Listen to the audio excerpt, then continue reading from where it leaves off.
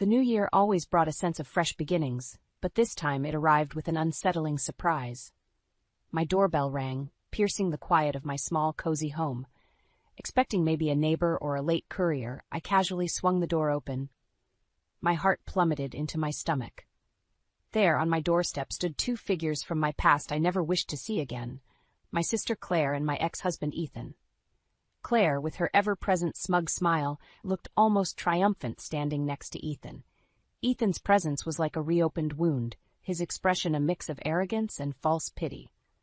3 years had passed since I last saw them, and here they were, as if they'd never shattered my world. "Why are you here?" My voice was a shaky whisper, betraying my shock.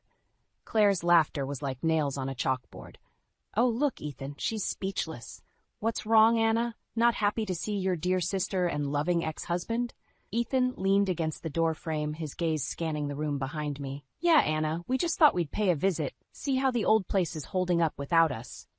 I clenched my fists, fighting the urge to slam the door in their faces. "This is no longer your place, Ethan, and you, Claire, have no business here either." Their smirks only widened at my attempt to stand ground. Ethan's next words were like a slap. "You know, Anna, I really regret ever tying myself to you. What a waste of my best years." Claire chimed in, her voice dripping with mock sympathy. Poor Anna, always the underachiever, even in marriage. Their cruel words stung, but before I could muster a response, a voice from behind startled us all. "Who's at the door, Anna?"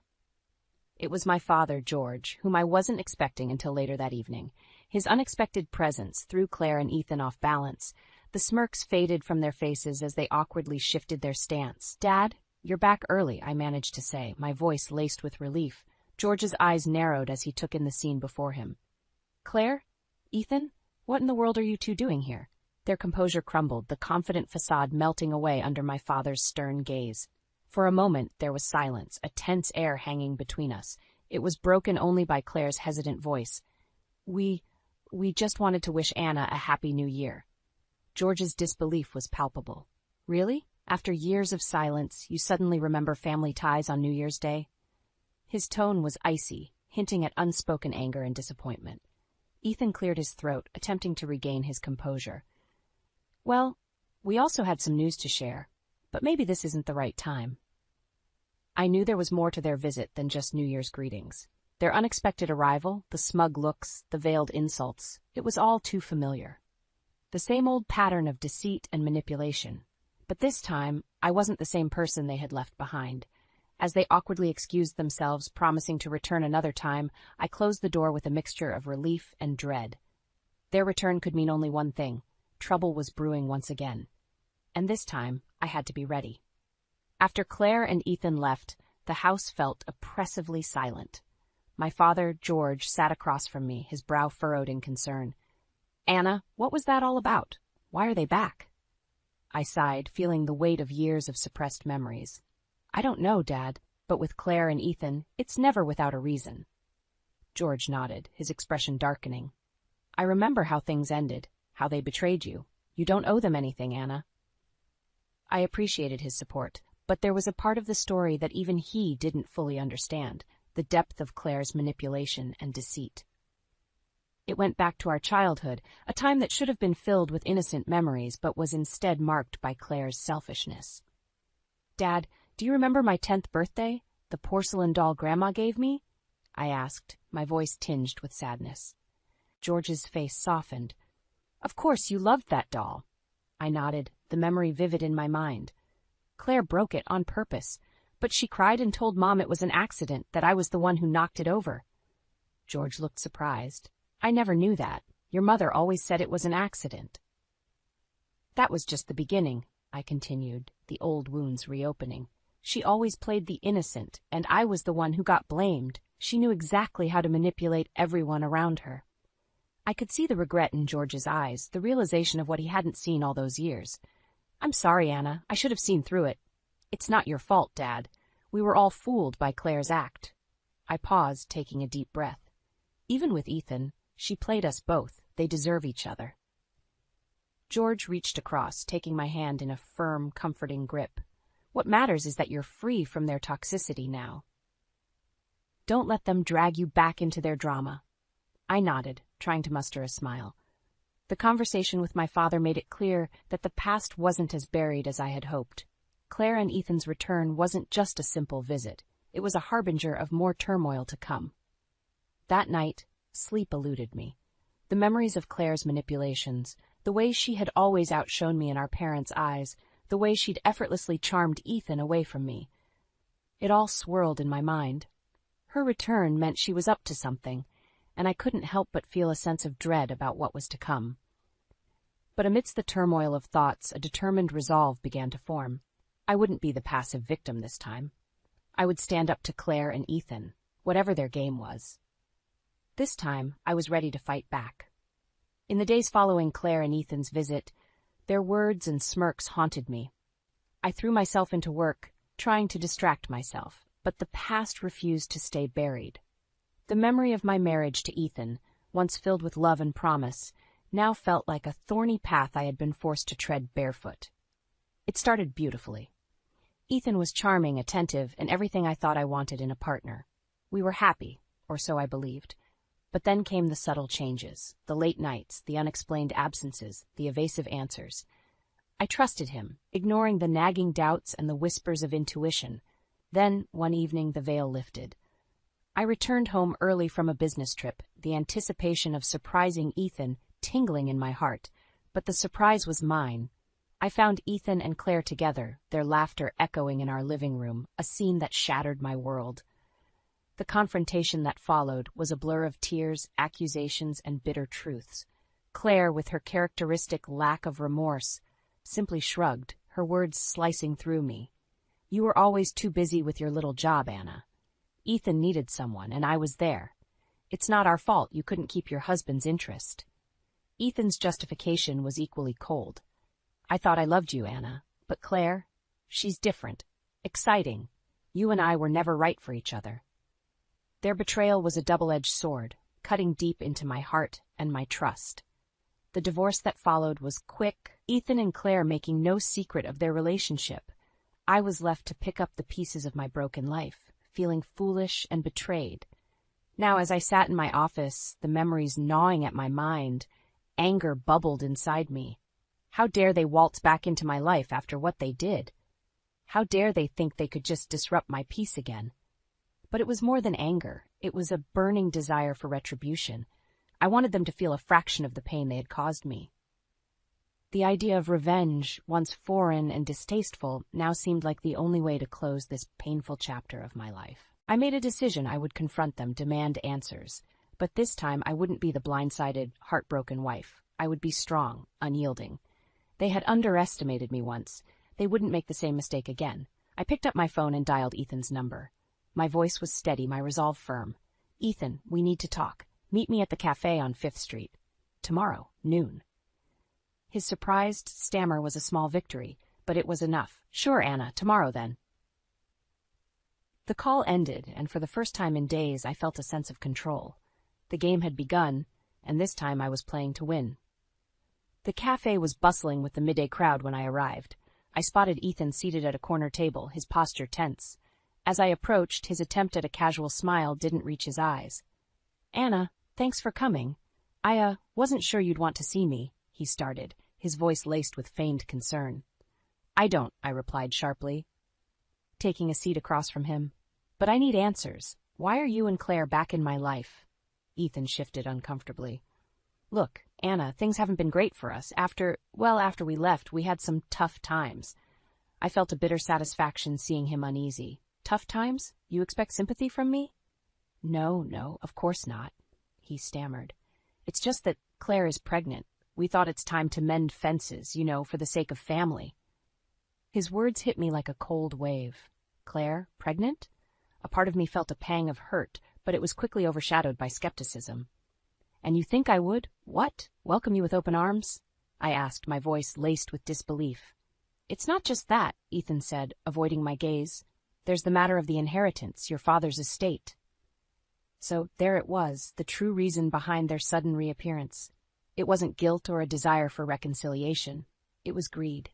You have some nerve, Ethan. You cheat, you leave, and now you come back for money? I felt my anger rising, my voice growing louder despite the public setting. People can change, Anna. We've been through a lot.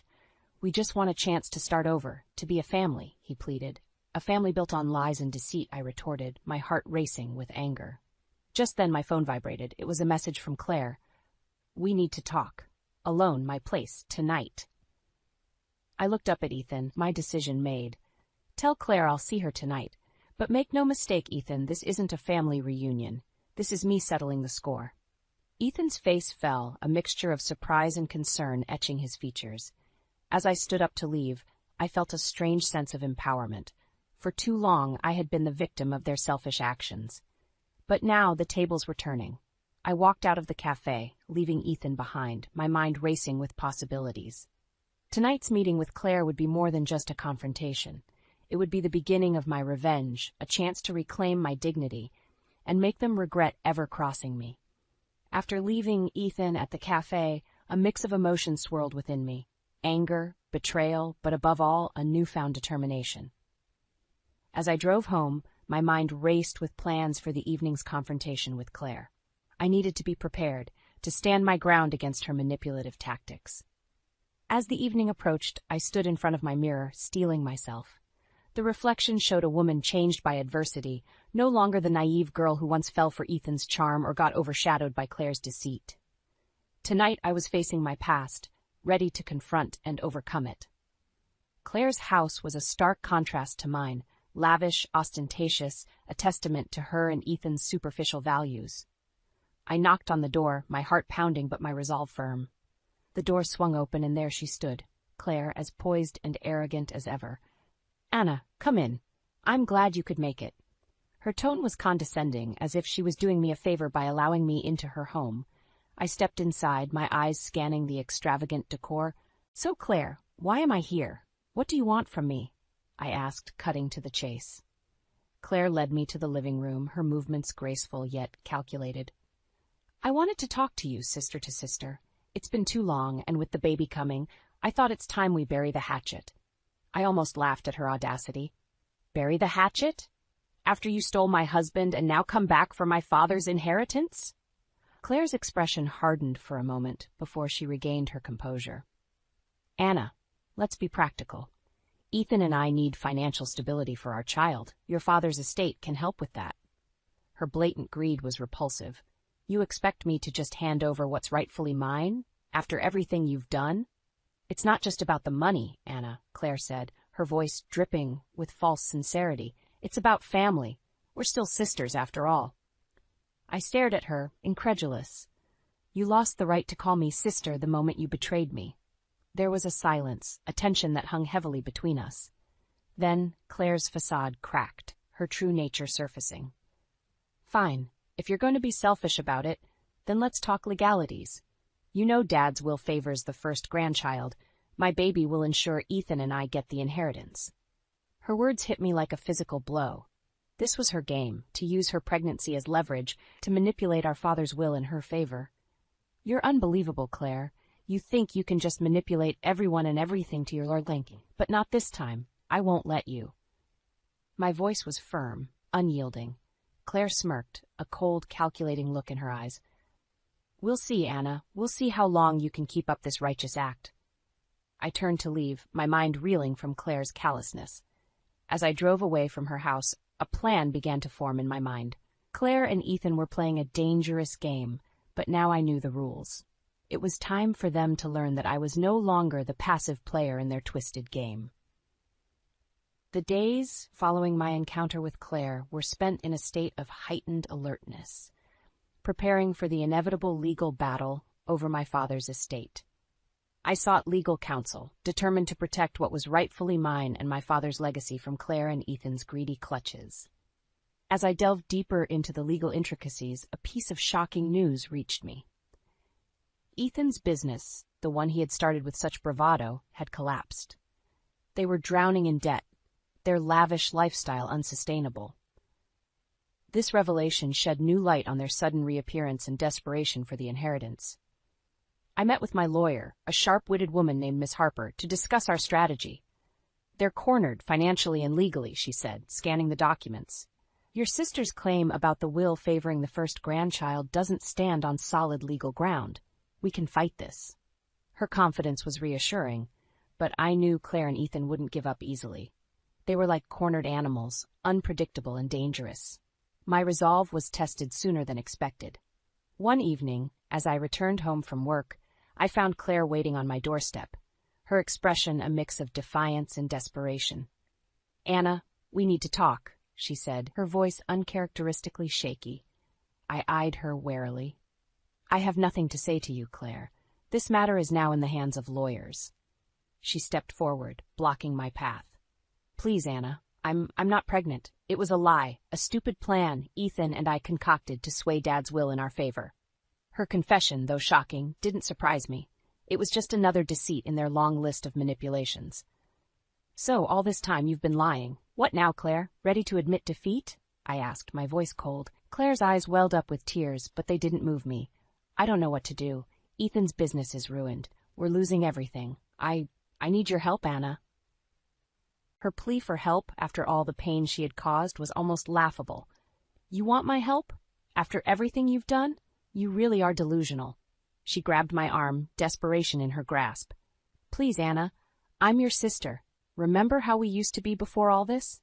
I pulled away, her touch repulsive to me. "The sister I knew died the moment you betrayed me. You made your choice, Claire. Now live with it." Leaving Claire standing alone, I entered my house, closing the door on her and our shared past. The sense of finality was liberating. I was no longer bound by the chains of our toxic relationship. That night, as I sat alone in the quiet of my living room, I realized that this was more than just a battle for inheritance. It was a fight for my own liberation, a chance to finally close the chapter on Claire and Ethan's treachery and move on with my life. The following weeks were a whirlwind of legal proceedings and tense negotiations. Claire and Ethan's desperation became more evident as their financial woes escalated. Despite this, I remained steadfast, bolstered by Miss Harper's expertise and my own newfound strength. Then came the day of the decisive court hearing. The courtroom was cold and sterile, a stark contrast to the heated emotions simmering beneath the surface. Ethan and Claire sat together, a facade of unity, but the strain was evident in their haggard appearances. As the proceedings began, Miss Harper was methodical and precise, dismantling each of Claire and Ethan's arguments with legal acumen. Claire's lie about her pregnancy was exposed, further weakening their position. I watched Claire as the reality of her situation dawned on her. The confident, manipulative sister I once knew was gone, replaced by a shell of her former self, consumed by the consequences of her actions. During a recess, Claire approached me, a plea in her eyes. "Anna, please. I know I don't deserve your mercy, but we're ruined. We have nothing." Her words, once capable of swaying me, now fell on deaf ears. "You brought this on yourselves, Claire. You chose greed and deceit. Now you must face the results." The final judgment was a resounding victory for me. The judge ruled in my favor, ensuring that the inheritance remained rightfully mine. Claire and Ethan left the courtroom defeated, their schemes reduced to ashes. But as I walked out, a sense of closure filled me. This wasn't just a legal victory. It was a personal triumph over the ghosts of my past. Claire and Ethan's downfall was the karmic justice they deserved. But for me, it was a liberation from the chains of betrayal and hurt. In the days that followed, I focused on rebuilding my life, free from the shadows of Claire and Ethan. The wound they left would always be a part of me, but it no longer defined me. I had emerged stronger, more resilient, and with a clearer understanding of who I was and what I stood for. And so, as I sat in my garden one evening, watching the sunset, I realized that true victory wasn't in revenge or the suffering of those who wronged me. It was in the peace and strength I found within myself, the ability to move forward, and the promise of new beginnings.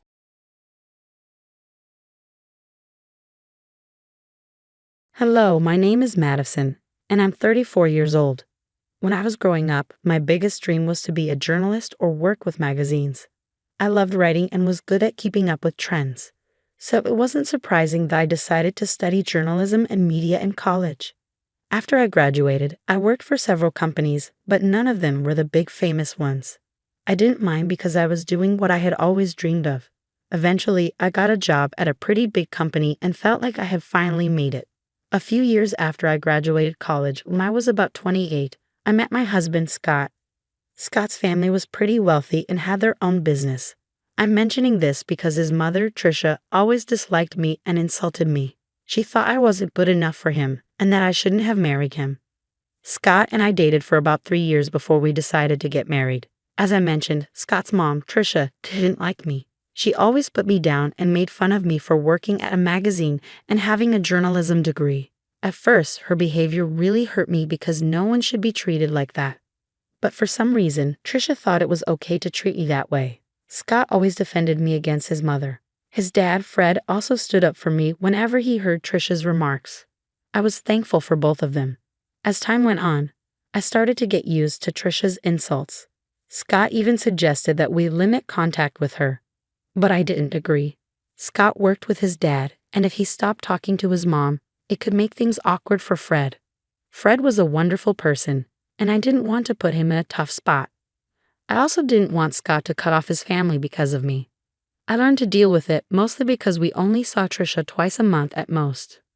But things changed when Fred had to go overseas for a business project. Tricia didn't want to be alone, so Scott and I agreed to let her stay with us until Fred returned. I had a bad feeling about it, but I believed that family should always come first. Living with Tricia was really tough.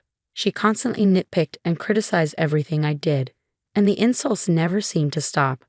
But I could handle all of that as long as she didn't actually harm me. However, everything changed during one week that turned out to be really difficult. I had a major presentation coming up at work. We were redesigning a section of our magazine, and I was responsible for making it great. This presentation was crucial because it would determine if I got a promotion, but Tricia didn't understand why it was so important. I don't think knowing would have changed her opinion of me anyway. Since Tricia was staying with us, she saw how stressed I was about it. The night before my big presentation, I was talking to Scott about how nervous I felt when she overheard us. She walked into the living room and decided to share her thoughts. "This is a big deal. All the top bosses will be watching me. I can't imagine how scary this must be for you. I'm glad you had it easier with your business, but this is such a different game. I'm so scared of messing everything up." "Don't say that. You'll do great." I wish I could believe that. I just feel so unsure of everything. What if I mess up the presentation? I couldn't help but overhear you both talking. "Mom, we're having a private conversation." "Well, Madison, I just wanted to say that you have nothing to worry about. You probably don't have the skills for this, so you'll probably do badly tomorrow." "Excuse me?" "Just treat it as a chance to quit your job and be a housewife. Then maybe you'll be good enough for my son.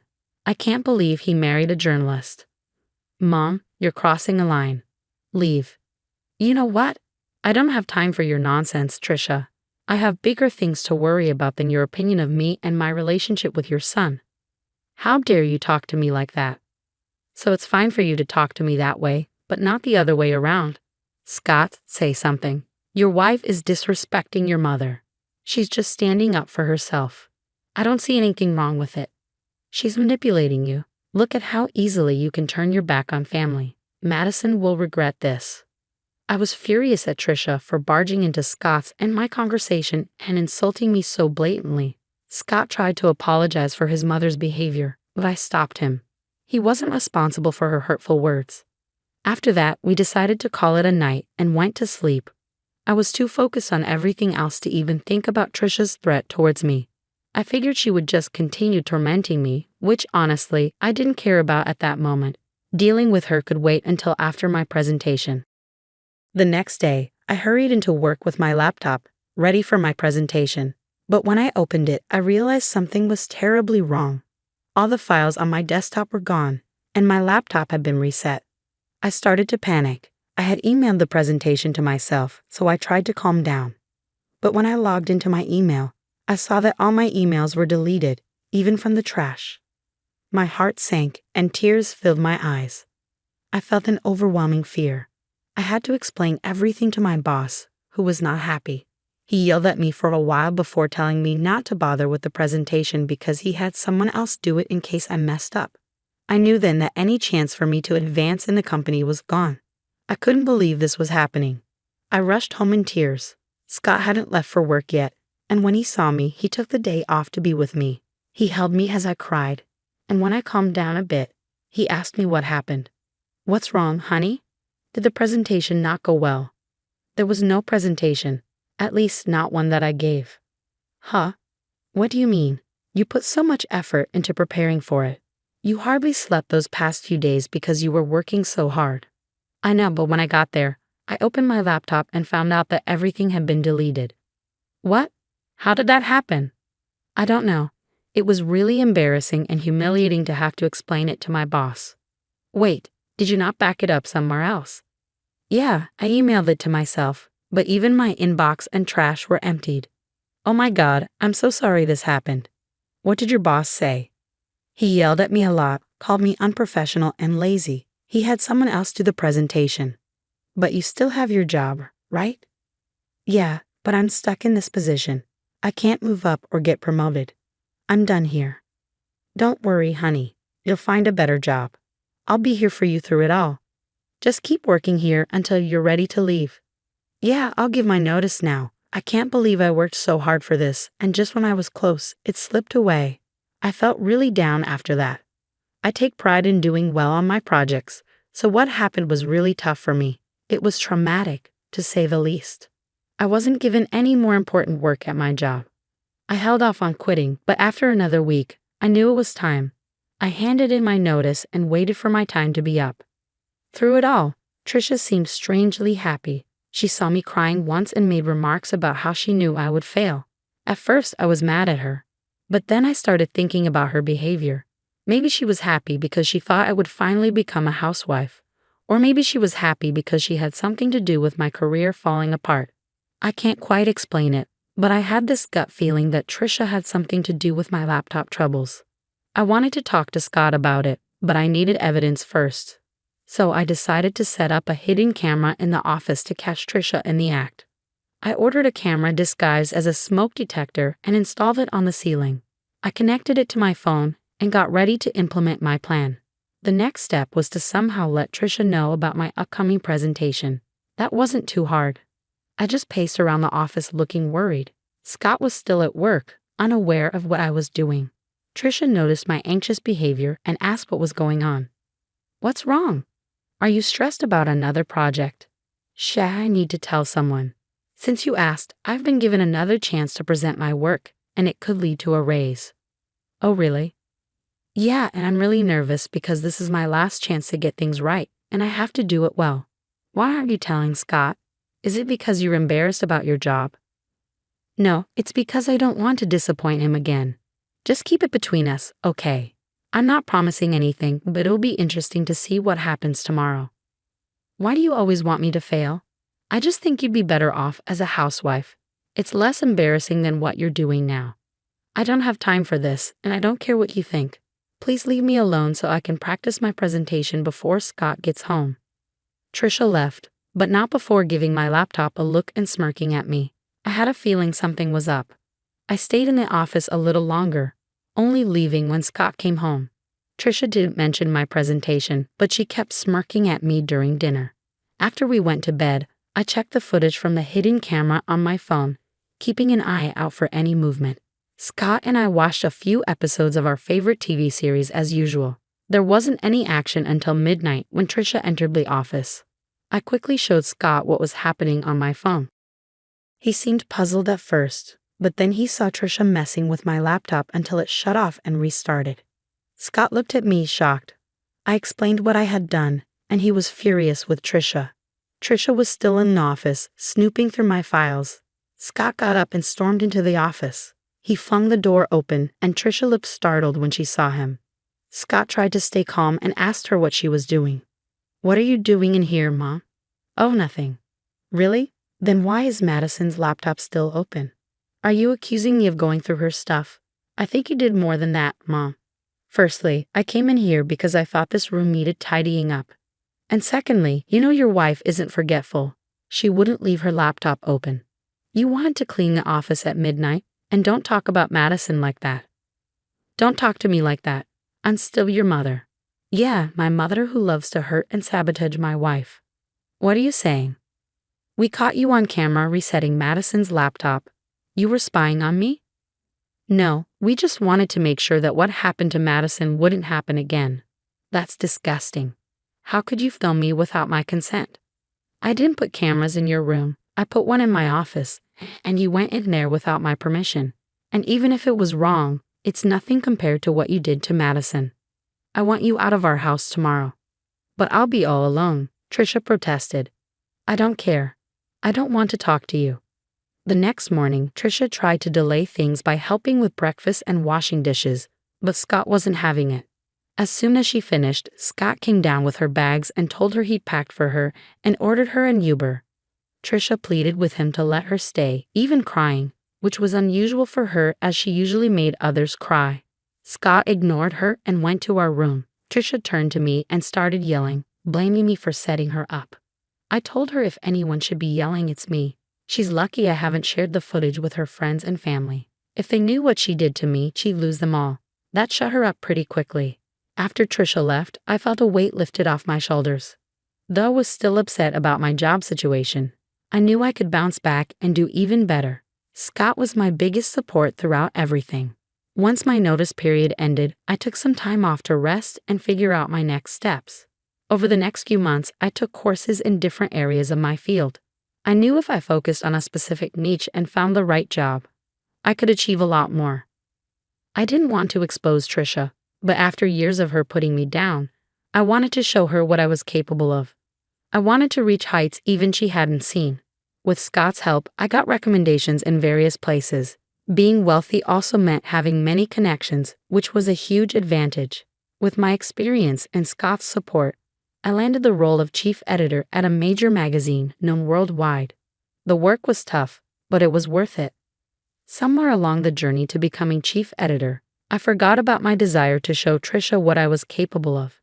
In fact, we hadn't had any contact with her during those months. I knew Scott still spoke with his father because they worked together, but Scott hadn't heard much from or about his mother. His father, Fred, said she was upset with us about something but wouldn't say what. At least Trisha took my warning seriously, but I knew I'd have to see her eventually, and it turned out my company was throwing a huge party with lots of big names invited, including Trisha and Fred. Scott and I dressed our best because, for the first time, we were both important figures. When we arrived, Trisha and Fred spotted us and waved us over. We greeted them, and Trisha gave me a once-over before smirking. "Look at you trying to fit in," she sneered. "Trisha, ignore her, Madison. You look lovely, as always," Fred said kindly. "Thanks, Fred. How have you been?" "Yeah, how's unemployment treating you?" Trisha interjected. "Wait, you're unemployed?" Fred asked, surprised. "Oh yeah, she messed up at her job, and they let her go. I've always said she's not good enough for our son." "Look at her, she can't even keep a job," Trisha mocked. "That's enough, Mom," Scott said sternly. "Stop siding with her. It's bad enough having to see her everywhere. We wouldn't have to if you just left her like I said," Trisha insisted. "Okay, that's enough. Either you stop talking or I'm leaving," Scott warned. "But Madison, sweetie, if you need a job, let me know. It would be great to work with you," Fred offered sincerely. "That's really kind of you, Fred, but I can't accept the offer," I replied. "Of course not. I told you she's lazy and incompetent," Trisha muttered. Just then, my name was called, and people started cheering. I looked towards the small stage, and the CEO was there, waving and motioning for me to come up. I turned to Fred and Trisha, excusing myself. Fred looked amused, but Trisha seemed confused and angry. The CEO gave a speech, praising my work in the company and my ability to innovate and bring new ideas to the magazine. The audience cheered loudly, asking for a speech. I thanked Scott for his support and all my colleagues who helped make the magazine what it is. I ended by thanking the one person who doubted me because their negativity pushed me to be better. As I walked off the stage, everyone stopped me to congratulate me and ask about the unnamed critic, but I kept that to myself.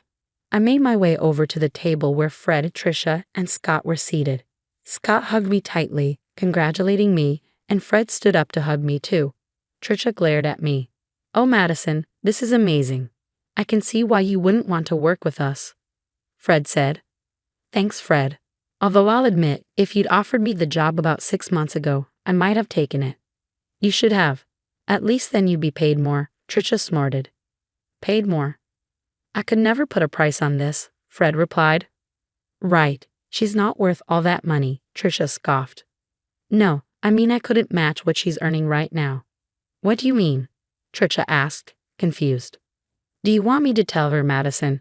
It might come off as boasting if I say it, Fred offered. Madison makes at least 5 times more than I do in her current position, Fred revealed. Here? How? Oh yeah, she must be making way more than Scott or I could ever imagine, Trisha exclaimed. That can't be right. You must be mistaken, Trisha insisted. He's not mistaken, Mom. I really did mean it when I thanked you. You've been nothing but a bully to me, and I hope seeing me more successful than anyone in your family stings. Anyway, I have other people to talk to. Excuse us, Trisha. Fred, feel free to join us anytime. Goodbye, I said as Scott and I left a stunned Trisha at the table. Fred laughed and raised his drink to me as Scott and I walked away. I'd never felt more alive and satisfied.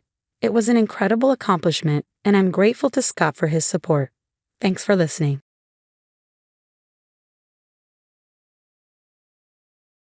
I don't want to see you anymore. I don't want any mess in my new house, so please leave. What do you mean? I don't want to live with someone I don't like. I'm Laura, I'm 34.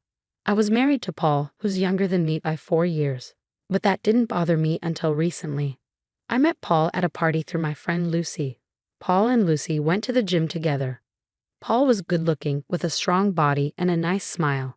He was friendly and fun. I was single then, and Lucy really wanted me to meet someone. So she introduced me to all the guys at the party, including Paul. Hey Paul, meet Laura, my friend who's into books and has a lot of money.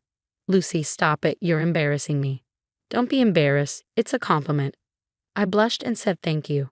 Lucy, you could have also said smart and beautiful about me. You're right, you're smart and beautiful. Now have fun, and I'll check on the other guests. After Lucy left, Paul asked, Hey, why did Lucy call you a nerd? I smiled and said, Well, I'm an engineer, and I work for a software company. I'm busy with work most of the time, so my friends tease me and call me a nerd. Wow, that's cool. So you must make a lot of money since they call you a millionaire nerd. I burst out laughing. Yeah, you could say that. We spent the evening talking and getting to know each other. Paul was really nice and I liked him a lot. After that, we started going out for coffee and dinner. Paul even used to pick me up from work so we could spend more time together. He worked as an assistant in a small company. After a few months of dating, Paul asked me to marry him. I loved him, but I wasn't sure if it was the right time. Plus, he was younger than me, so I was worried if he was serious. Paul, are you really serious about this? Of course, we've been dating for a while now. It's only been a few months since we met, and you're 4 years younger than me. Poor chocolate. Come on, Laura. Are you still stuck on those old beliefs that say the husband should be older? It really doesn't matter to me. But I just wanted to make sure you're okay with it. Relax, Laura. You're a modern woman. You shouldn't be worrying about these silly things. Paul convinced me that we would be happy together as a married couple, so I agreed. We met each other's parents and told them about our plans. While my dad, Glenn, didn't say much and seemed happy, my mom had a private chat with me. Laura, dear, I hope you've talked about money matters with Paul. Yes, Mom, don't worry. I'm just worried that your success in your career might cause issues between you and Paul. Men can be sensitive about these things. No, Mom, Paul is really understanding. He doesn't have any ego about it. He's even agreed to help with household chores since I'm busy with work. That's good to hear. Take care, honey. This talk made me realize that I hadn't talked about finances with Paul, and he hadn't brought it up either. I never really cared about his money because I earned enough. But Paul had asked about my salary even before proposing. It bothered me for a bit, but I decided to let it go. I was excited to start married life with Paul. After the wedding, we went on our honeymoon to Florida, a gift from my company. We had a great time. Then, about a month later, after dinner, Paul sat me down and asked for a favor. Honey, I'm really sorry to bring this up, but I need your help. What's wrong, Paul? Is everything okay? Well, not really. My parents are having some trouble. They live in an apartment on the 2nd floor, and there's no elevator. It's getting hard for them to climb the stairs as they get older. I see. Why don't we move them to a ground floor house or an apartment with an elevator? He didn't seem to like that idea. Actually, Laura, I want to build them a house. I was surprised. Okay, but building a house can be really expensive, you know. Yeah, I'm aware of that. Do you have enough savings or are you thinking of getting a loan? Paul looked down for a moment and said, Laura, I was wondering if you could lend me the money to build the house. I was shocked. This was unexpected. I didn't know what to say. Huh? What? But you make good money, so why do you need to borrow? But Paul, I'm not sure if I can lend such a big amount. Why not? Paul got a bit aggressive. I didn't know how to say no, so I just said, okay, let me think about it. I'll let you know. I spent the night wondering if it was a good idea to give Paul all my savings to build a house for his parents. I've worked so hard for this money, saving up for my own future. The next morning, as I was leaving for work, Paul hugged me and said, Laura, I'll wait for your decision. Let's talk about it this weekend. I'm running late. I wasn't feeling too good about this situation, so I talked to a colleague for advice. She suggested making an official contract with Paul to ensure he'd pay back the money. It sounded like a good plan to make sure everything was clear and Paul wouldn't back out later. When I got home, I told Paul I could lend him the money, but he'd have to pay me back in 3 years. Surprisingly, Paul agreed. I made it clear he'd need to sign official papers, and if he didn't pay me back, I could take legal action. Paul laughed when I mentioned the papers. You can't be serious. I am serious. I have the papers ready. What? He looked surprised, then said, Okay, I'll sign. He smirked and signed the papers. I transferred the money to him, but I still felt uneasy because Paul's salary wasn't enough to pay me back. After that, Paul started acting strangely. He came home late and didn't help with chores. When I complained, he said he was busy at work. My feelings for him started to fade. On weekends, he was often away, overseeing the construction of his parents' new house. Sometimes he didn't come home, saying he was staying with his parents. I started to suspect something was wrong. I can't take this anymore, Paul. You've been acting strange and living off me like a parasite in this house. What do you mean? How dare you say that? You've been living off my money since we got married. You haven't contributed financially at all. And now you don't even help with chores. He looked at me and said casually, You knew I didn't earn much, so why did you marry me? I was shocked. What? I'm not in the mood to argue with you. I'm looking forward to the housewarming party your mom's organizing at our new house tomorrow, he said, mocking me. I couldn't believe it. He didn't even tell me the house was finished and they're having a party without inviting me. You built the house with my money and you didn't even tell me it was done. And now your mom's throwing a party without inviting me? What the hell? I yelled. He shrugged. Oops, my bad. Come if you want, he said and left, humming. I was so angry I wanted to break something, but I calmed down. An hour later, my mother-in-law called. Hello, I answered. Hi. I'm calling to let you know we're having a housewarming party at our new place tomorrow, she said. Okay, I replied shortly before hanging up. I was pretty sure Paul had asked her to invite me. If she genuinely wanted me there, she would have called earlier. Besides, she's never been friendly to me, not even when we first met or after the wedding. At first, I didn't want to go because of everything that had happened. But then I thought if I didn't, Paul and his mom would probably say I'm just jealous of their new house. So I decided to put on a fake smile and go for a bit. When I got there, I saw the entrance decorated with flowers, and Paul was standing with his mom, greeting guests. As I walked in, my mother-in-law said, Oh, you came. I didn't think you would. What made you think that? Paul interrupted. You're here now, so come inside.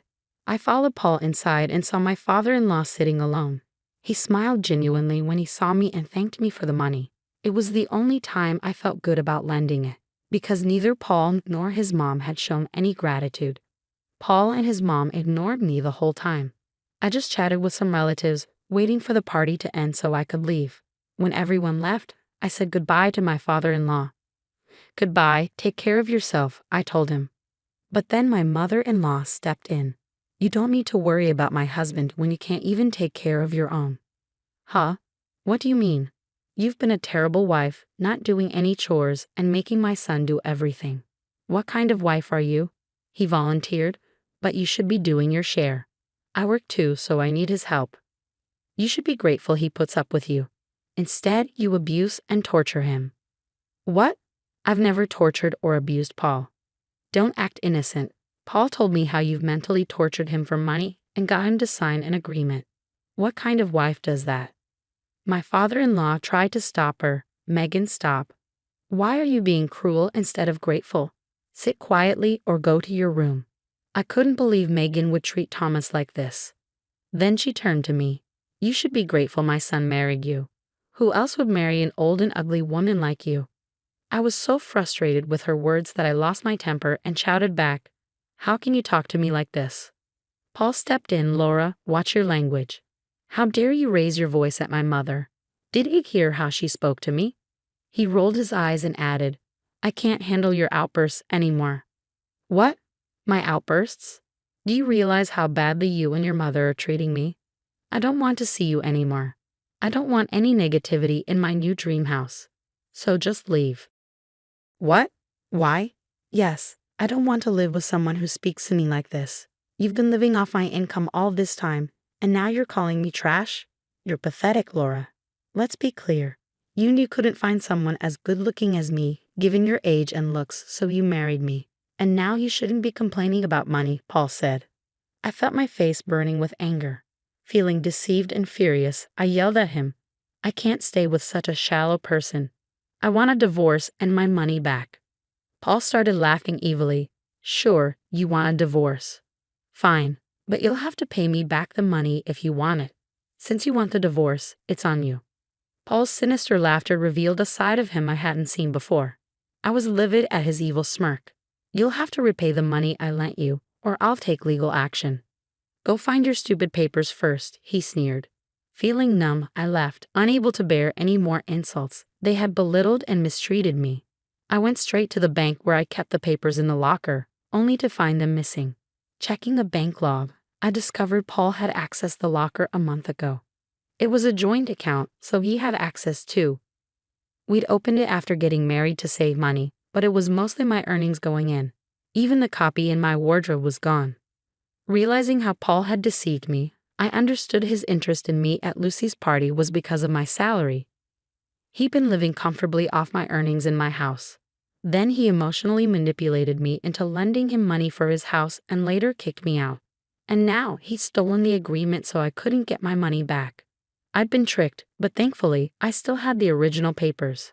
I gradually felt like Paul might betray me, so I kept the original documents safe at my parents' house and kept copies in the bank and my wardrobe. Despite all the pain and insults, I was relieved that I followed my instincts and kept the papers away from Paul's reach. I called my mom and told her everything. She was furious and wanted to sue Paul and his mother for mistreating me. She also admitted she wasn't surprised. I asked her, Did you know about Paul's intentions? No, I didn't know for sure, but I had a feeling he wasn't truly in love with you. How did you know? He rushed into the wedding. You hardly knew each other when he proposed and insisted on getting married. Yeah, you're right. I should have been more cautious.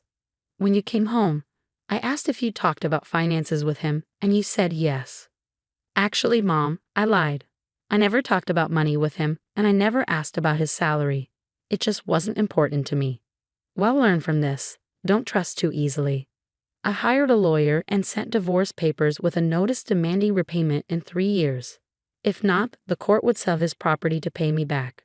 Paul and his mom had no idea what was coming. When they got the papers and notice, they tried calling me, but I ignored them and blocked their numbers. Paul even tried calling my parents, but they ignored him too. Paul left a voicemail on my office phone saying, I'm sorry for everything, please forgive me. You know how much I love you. My mom influenced me, but I hope you'll take me back. Paul always used my emotions to manipulate me, but not this time. I deleted his message and blocked his contact. His lawyer also asked me to forgive some of the money, as Paul couldn't afford it. I ignored the request.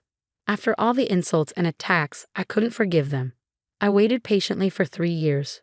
Paul could only manage to pay half, mostly through loans because his salary was low. He had to sell the house he'd insulted me and kicked me out of, the dream house. And now, 3 years later, he has to sell his house to pay me back. It seems like things didn't go well for Paul and Megan after everything came to light. Paul moved back in with his parents and they faced a lot of backlash from the neighborhood. Megan continued to mistreat Paul and Thomas for their financial situation, even after everything.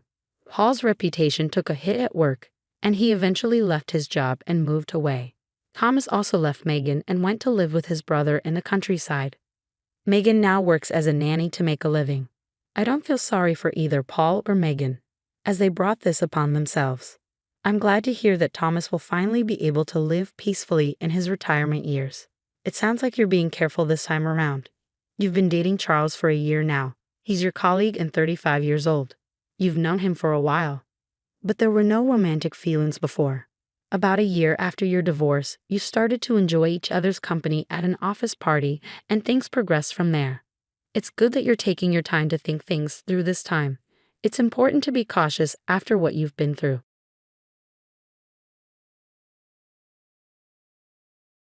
Hello, my name is Juniper, and I'm 37 years old. I never thought I'd have a story like this to share, but here it is. Get ready, everyone, because it's quite a ride. One sunny afternoon, my in-laws, Margaret and Julian, came to our house after a long-awaited vacation. They had always wanted to visit America, and I was happy to have them stay with us. Since they lived in France, we didn't get to see them often. From the times we did spend together at family reunions and chatting online, I thought everything was fine between us. But I was wrong. Without me knowing, my mother-in-law and father-in-law were planning something bad to hurt my daughter and me, and I didn't realize it for a long time. I had no idea their visit would uncover a hidden layer of bitterness and hostility behind their friendly appearance. How are you? I'm good, Grandma. Hi, Grandpa. How was your flight? It was tiring. I'm really exhausted. I need a nap. Not before you have some refreshments first. Ah, Juniper, you spoil me. Hello, Mom. Hello, Dad. I'm glad to see you're doing well. Yes, my son. We made it. Thank God. Hey, speak English, you two. We want to be part of the conversation, too. This is just your cue to brush up on some French, dear. From this conversation, you'd think we were just a big, happy family. I thought so, too. But what happened next will make you rethink those overly nice family members you have. You see, if it wasn't clear before, I'm married into a French family, taking on a new culture and language with my husband, Nicholas. While I hadn't become fluent in French, I knew enough to sense when something was wrong. Margaret and Julian always acted warm and loving when Nicholas was around, hiding their true feelings about me and my daughter, Ashley. I began to see their true colors when my husband went to work. As a housewife, I spent most of my days at home, taking care of our household and family. With my in-laws visiting, I made sure to be home so we could catch up. Ashley had just finished her freshman year of university and was home for the summer, so she and I finally had time to spend with our relatives. I hoped for a joyful and harmonious time together, filled with games, laughter, and truly getting to know each other better. At first, everything seemed fine, but as the days went by, I noticed a strange pattern. My in-laws started speaking exclusively in French, deliberately excluding Ashley and me. We tried to be polite and didn't say anything out of respect. One day, Ashley asked, "Mom, why are they always talking in French now?" "Oh, sweetheart, it's okay. That's the language they're most comfortable with, so we need to be understanding." I get that, but it's happening all the time now. I thought we'd get to hang out with them and have a great time together. We will, sweetie, we will. Let's just give them time to adjust to America. It must be a lot for them to handle, okay? It'll get better. I know it will. So Ashley and I dismissed it as just a harmless quirk. But as days turned into weeks and their conversations grew harsh whenever I entered the room, my suspicions deepened. It became clear they were intentionally isolating us, keeping secrets within their private French exchanges. Ashley grew more and more curious about their behavior, feeling hurt because she really wanted to connect with her cool French grandparents, but they were making it very difficult. In an attempt to bring us closer together and bridge the gap that was forming, one day I proposed we play a game. The rules are simple. We'll go around telling each other 2 truths and 1 lie, and the rest of us will guess which one is the lie. Oh, that sounds fun, and it would be a good way to get to know each other. To our surprise, both Margaret and Julian didn't seem excited about the game. They looked bored and slightly irritated, sensing their discomfort and trying to be a good host. I decided to scrap the idea and ask them what they would like to do instead. I would like to drink some tea and chat with my husband. Oh, okay. Is it okay if Mom and I join? No. His outburst shocked us, but he quickly recovered. I mean, no, my dear. We just would like to enjoy a quiet afternoon. Okay, we understand. We're older, and these kinds of games may not be our thing. But you two never talk to us. You're always speaking in French. How dare you talk to us like this? So disrespectful. Were you raised on a farm? How dare you speak to my daughter this way? She's just a kid. She wants to hang out with you guys, but you're making it difficult. How can you say something so mean? Whatever. Let's go, Julian. Julian and Margot stood up from the table, speaking loudly in French, not bothering to hide their words. I couldn't understand exactly what they were saying, but from their tone and body language, it was clear they were talking about us. And it wasn't nice. I felt too embarrassed to tell Nicholas when he came home that evening. I was afraid he would notice the tension at dinner. To our surprise, both Margot and Julian were suddenly very nice to us, as if nothing had happened earlier. We were chatting as if we were one big happy family, but Ashley and I couldn't shake off the feeling that something wasn't right. Days later, fueled by curiosity and feeling betrayed, I decided to take action. While Margot and Julian chatted in the living room, I discreetly reached for my phone and hit record. With shaking hands, I captured their voices and words, hoping to uncover the truth hidden in their secret conversations. After successfully recording their voices, I gained confidence. One day turned into 2, then 3, then 4, and soon I had collected recordings of their conversations spanning a week. I carefully gathered evidence, documenting whenever they spoke. I only had basic knowledge of French, so I couldn't understand everything they said. But as I listened repeatedly, I caught some rude words. I was afraid of what I might find if I translated everything, but I knew I had to uncover the truth.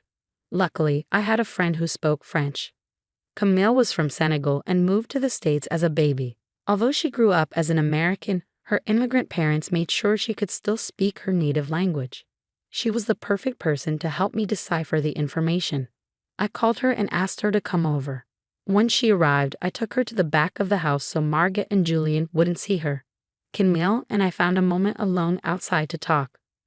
I poured my heart out to her, sharing all the strange behavior and my growing suspicions. Camille was incredibly supportive, promising to help me uncover the truth.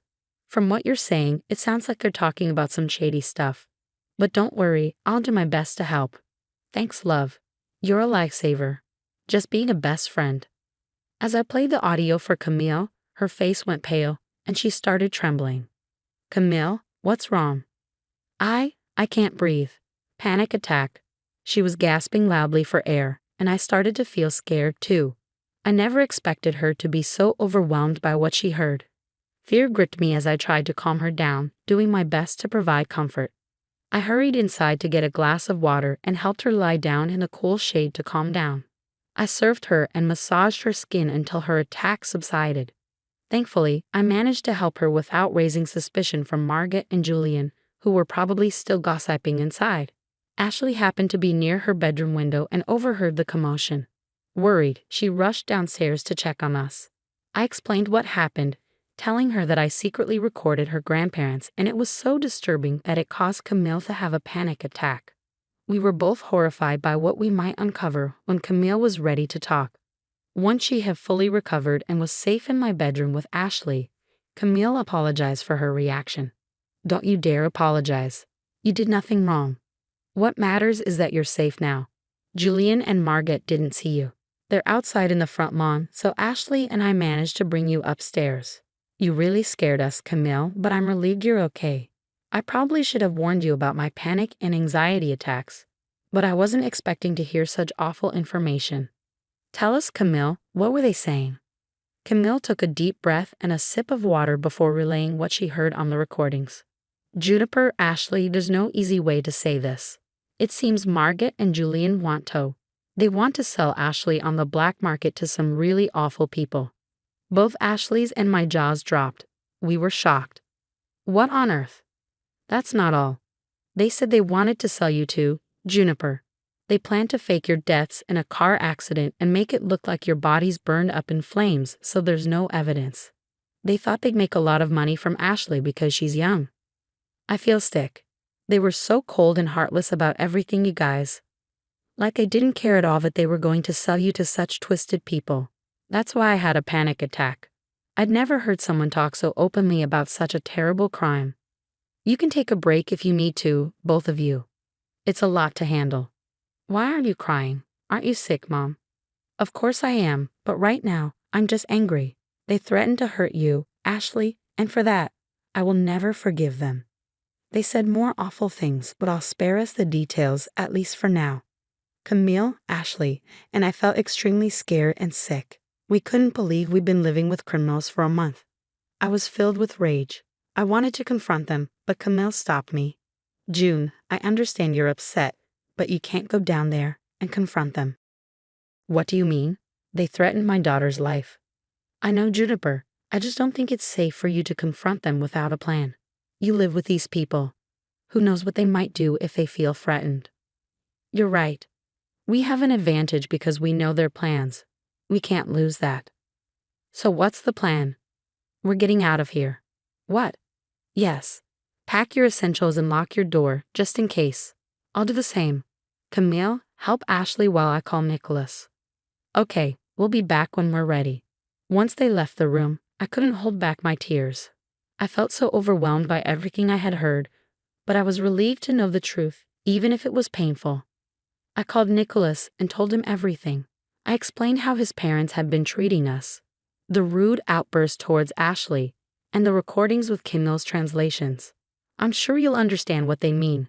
Camille didn't give all the details, but enough to know we're not safe here.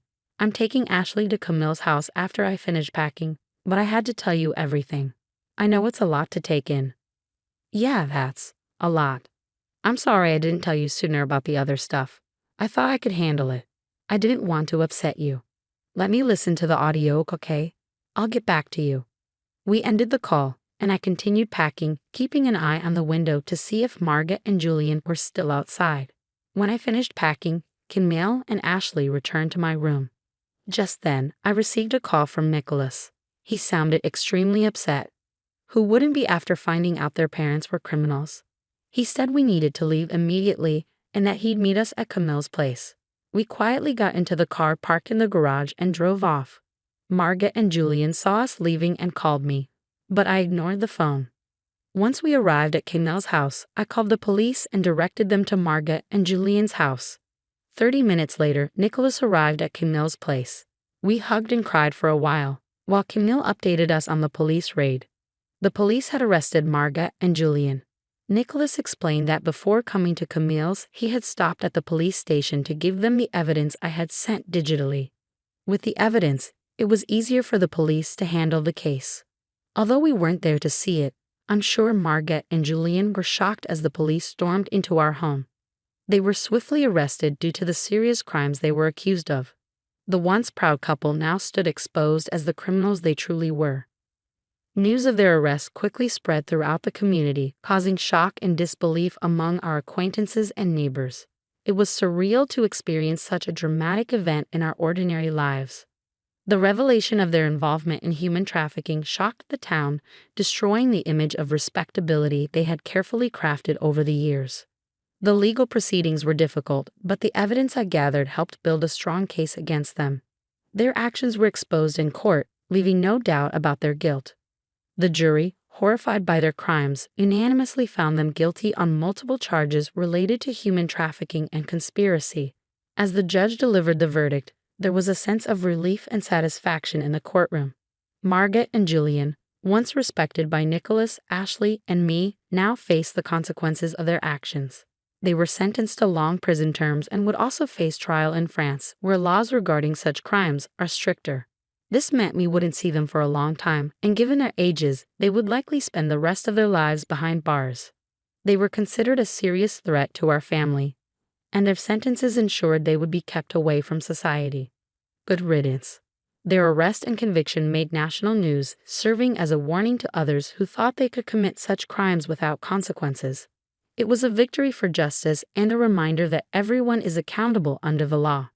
While the legal process dealt with their crimes, Ashley, Nicholas, and I focused on healing and rebuilding our lives. The betrayal by Margaret and Julian left lasting scars, especially for Nicholas.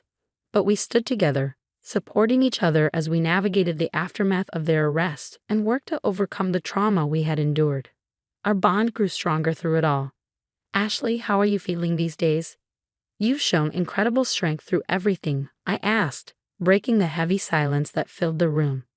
Ashley took a moment to gather her thoughts before responding, her eyes reflecting a mixture of resilience and vulnerability. Honestly, Mom, some days are still really tough. But overall, I'm feeling better. Therapy has helped a lot, and expressing myself through art has been therapeutic. I still have moments of fear and doubt, but I'm learning to cope with them. Nicholas reached out, gently squeezing Ashley's hand in support. We're so proud of you, Ashley. You've handled this with such courage and grace. Remember, we're always here for you, no matter what. I nodded in agreement, feeling a swell of pride and love for my daughter. Yes, Ashley, we're here to support you every step of the way. We've come a long way, but there's still healing to be done. Let's continue to lean on each other and move forward together. With renewed determination and a shared sense of resilience, we embraced the challenges ahead, knowing that as a family, we could overcome anything. It hasn't been easy, Mom, but I'm making progress. Art has become my safe place, a way to express and let go of the pain, and therapy is helping me see things differently and trust again. We're so proud of you, Ashley. Your strength inspires us every day. We're here for you always. That's right, sweetheart. We're in this together, supporting and lifting each other up as we move forward. We've come a long way, and our future looks brighter. Thank you both. I don't know where I'd be without your love and support. We've faced challenges, but we've grown stronger. Now we have the chance to take back our lives and make a positive difference. Absolutely, my love. We've faced the darkest of times, but we've emerged stronger than ever. We won't let others' actions define us. Together, we'll build a future full of love, happiness, and fulfillment. We're a family, unbreakable. We've proven that. Let's keep supporting each other, healing, and building the life we deserve. We're stronger than ever, and we'll embrace every opportunity. The conversation was filled with a mix of emotions, from past pain to hopeful anticipation. As we continued our journey, we found comfort in each other, knowing we could overcome anything together and create a life of love and joy.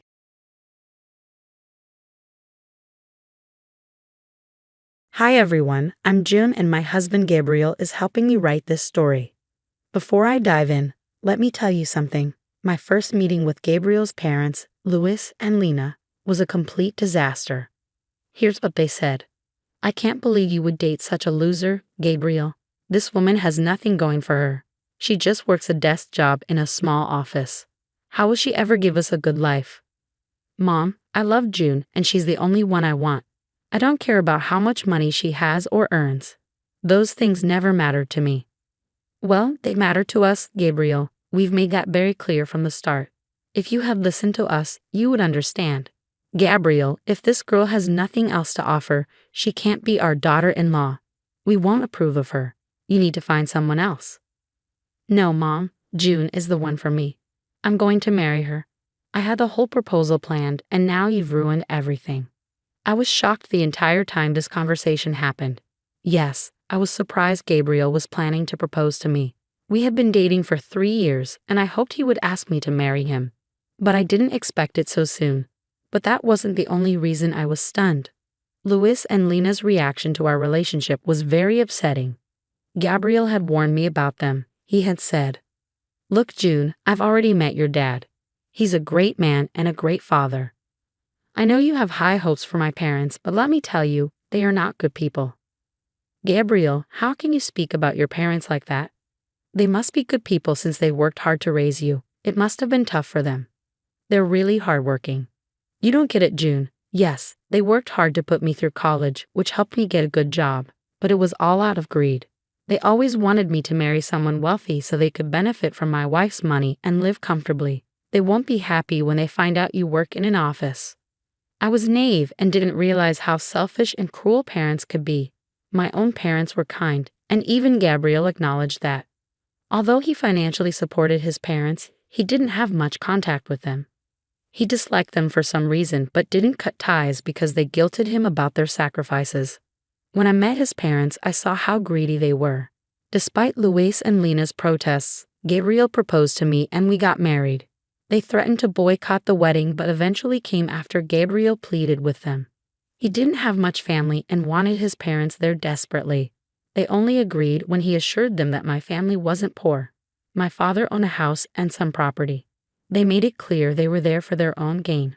They told me, ChatGPT, just so you know, June, we still don't approve of this marriage. Gabriel is successful and we expected him to marry someone wealthy. We're disappointed he didn't. We wouldn't have come if we thought you had nothing. Thank goodness your father has something to his name. I hope you remember us and our presence today when you eventually inherit the house. I'm getting married today, guys. My father is healthy, and there's no reason for you two to bring up inheritance. I walked away from them after hearing their words. My father was my only family, and hearing that on my wedding day was sickening. I couldn't believe Louis and Lena had the audacity to demand a share of my money. I didn't tell Gabriel about it. I didn't want to ruin his day, and I knew it was hard for him to cut off his parents. Unfortunately, things went downhill from there. Gabriel and I were happy together, but his parents were always nagging us about money. They kept asking about my father's wealth, but we never gave them a straight answer, so they kept bothering us. Their behavior was embarrassing and entitled. They had no right to know my father's worth. We couldn't avoid them because we lived in the same city, and Gabriel wanted some relationship with them. For a few years, I tolerated their greed. They drained our savings by asking for more and more money, making excuses and guilt-tripping us when we refused. And they never stopped commenting on me and my inheritance. ChatGPT. I started to ignore them, but things got worse when my father was diagnosed with cancer. It was aggressive, and he didn't have much time left. We flew to visit him a couple of times since he lived far away. Louis and Lena weren't happy about it. They said, "You shouldn't spend so much on flying to your father. You're doing it too often. It'll drain your money. Yeah, he won't live long anyway, and he's in hospice. There's nothing you can do for him now, so it's better to save your money and not waste it there." Visiting my dying father isn't a waste of money, guys. And what we do with our money is our business. You have no right to tell us. We're your in-laws and we have a say. It's for your own good. You should spend money on people who'll be around longer to enjoy it. I was furious at their words. Dealing with my dad's illness was already overwhelming, and anyone who's lost a parent knows how tough it is. Louis and Lena weren't being supportive. Instead, they were subtly telling me not to see my father and to spend money on them instead. Thankfully, Gabriel stood up for me and ended the conversation. But from that day on, I was determined to set things straight. Once I was in a better place emotionally, I vowed to show them where they stood. My dad passed away about 3 months after his diagnosis. It was devastating. Even though I knew it was coming, seeing his health decline was incredibly hard to accept. Gabriel was my rock through it all. He held my hand as we arranged the funeral. Louis and Lena bombarded me with messages asking about inheritance and funeral costs. It disgusted both of us, but we didn't react. We decided they'd face consequences when we returned home. As expected, Louis and Lena were at our doorstep as soon as we got back. They pestered us with questions. "So the funeral's done. I've been curious. What did you inherit? Your father must have left you the house, right?" "What on earth are you talking about, Lena?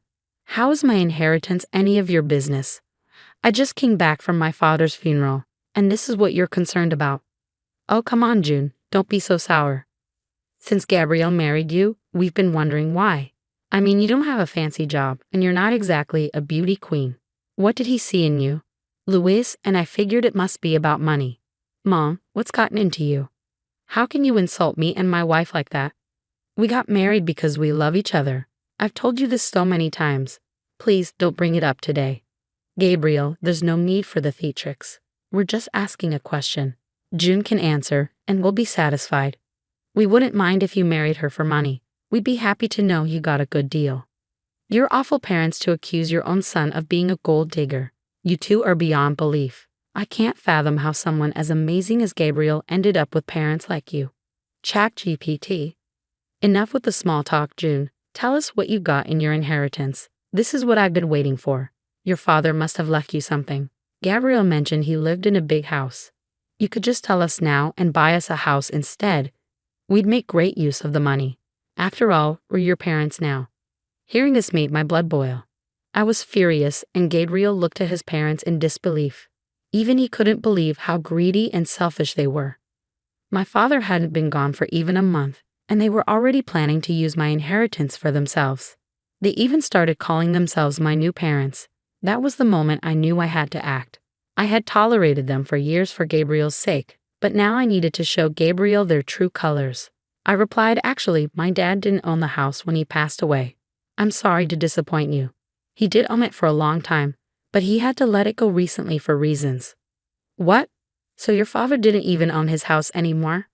No, as I said, he owned it a long time ago. He had to let go of it recently, so no, I didn't inherit the house or anything else. Oh my God, so your father was poor after all. I knew you weren't wealthy. Your father couldn't even keep his house until the end. He died with nothing. Leave our son, you're worthless. Mom, our marriage isn't over because she didn't inherit anything. You can't ask her to leave me over that. Don't interrupt, Gabriel. We won't allow this marriage to continue. You disappointed us by marrying into a poor family. You didn't consider our happiness. I'm ashamed to have a son like you. June, I'm sure you trapped my son into marrying you. People like you use tricks to lure men. Your plan was to cut us off and take his money. Well, I won't let that happen. Louis and Lena pressured Gabriel to divorce me and marry a wealthy girl so they could live in luxury. Gabriel was upset and breaking down. I knew I had to help him make a decision. Gabriel, are you going to let your parents continue this? I've tolerated their greed for too long because you felt guilty cutting them off. Are you still going to keep them in our lives? I don't think we can recover from this, June. I've had enough too. Mom, Dad, you've shown me your true colors today. You've used me for your own gain for years. I won't tolerate it anymore. Don't be foolish, Gabriel. This girl will lead you astray from your family. We're doing this for your own good. We didn't invest in you just so you could give charity to someone else. You need to divorce your wife and start over. There's still time for you to find a wealthy wife. We'll help you this time. You've made too many mistakes on your own. No, I won't leave my wife because she didn't inherit anything. I'm done being manipulated. I'm staying with June. You two won't be a part of my life anymore. What will you gain by staying with June? This isn't what we wanted. She's not worthy of you. If you stay in this marriage, we want nothing to do with you. We won't help you when she leaves you destitute. Seeing Lena and Louis's behavior, I decided to reveal the truth. I knew telling them my true net worth would make them beg and plead. I don't need to take Gabriel's money. I have plenty on my own, and I'll take care of him just fine without your help. Nice try, June. You don't have to lie to us, Lena snapped. Yeah, you're just the daughter of a poor man.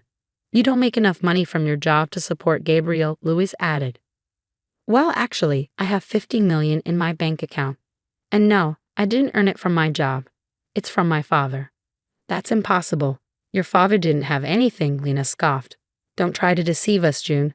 We can see through your lies. It won't work. We'll make sure you divorce our son and leave him to us, Louis threatened. I smiled at them and glanced at Gabriel, who gave me the go-ahead. He knew me well enough to anticipate what was coming next. I opened my bank account and showed them my balance. Louis and Lena's eyebrows shot up in disbelief. They exchanged a shocked look and stammered, No, this can't be real. You must have faked these bank statements. You said you didn't inherit anything. How? You also mentioned your father didn't own his house. Where did this money come from? Lena demanded. What I didn't mention was that my father owned a big ranch where he lived. He sold it before he passed away and gave me an early inheritance. He didn't want me to use my own money for his care. Unlike you two. Louis and Lena couldn't believe what they were seeing or hearing. They turned to Gabriel for confirmation, and when he confirmed it, they fell silent for a moment, exchanging another look. Then their tone shifted completely. Oh, this is wonderful news. We thought Gabriel made a mistake, but your father did right by you, June. You should have told us about this sooner, Lena exclaimed. Yeah, we got worked up for nothing. You did marry well, son. We're so happy for you both, Louis added. With Gabriel's expression, I knew my job was done.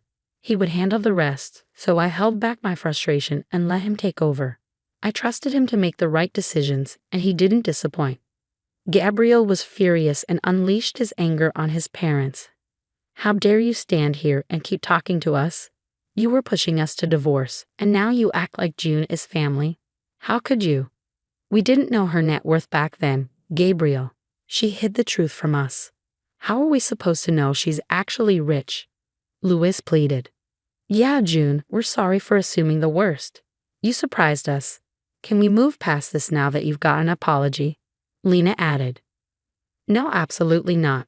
I won't forgive you for what you did today.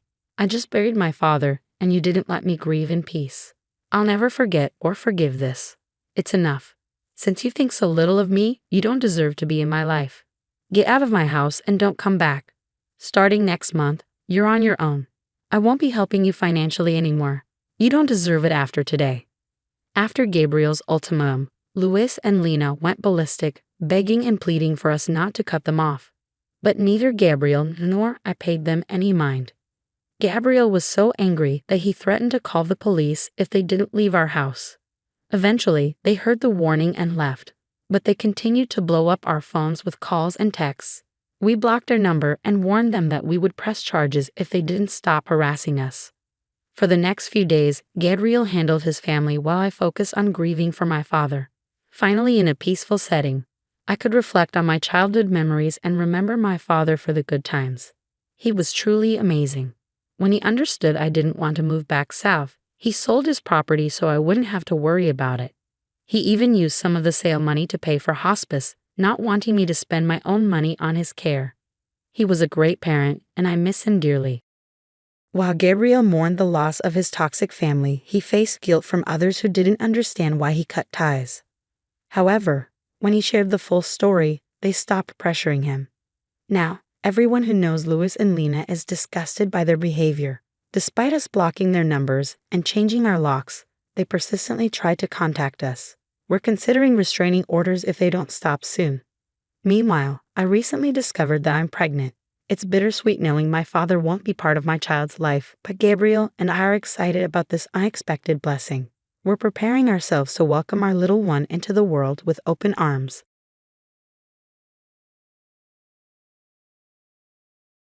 Several years ago, I got married, and with my husband came my sister-in-law, Sophia. I hoped we could get along well, but it felt like I was the only one who wanted that. Sophia didn't seem interested in getting closer to me. Instead, she often acted like she was better than me and only cared about my money. One day, Sophia's true feelings came out during a phone call. She said coldly, "If you're looking for your bank book, forget it. I have it." Why are you surprised? Isn't your money basically mine too? So even if I spend it all, it shouldn't be a problem.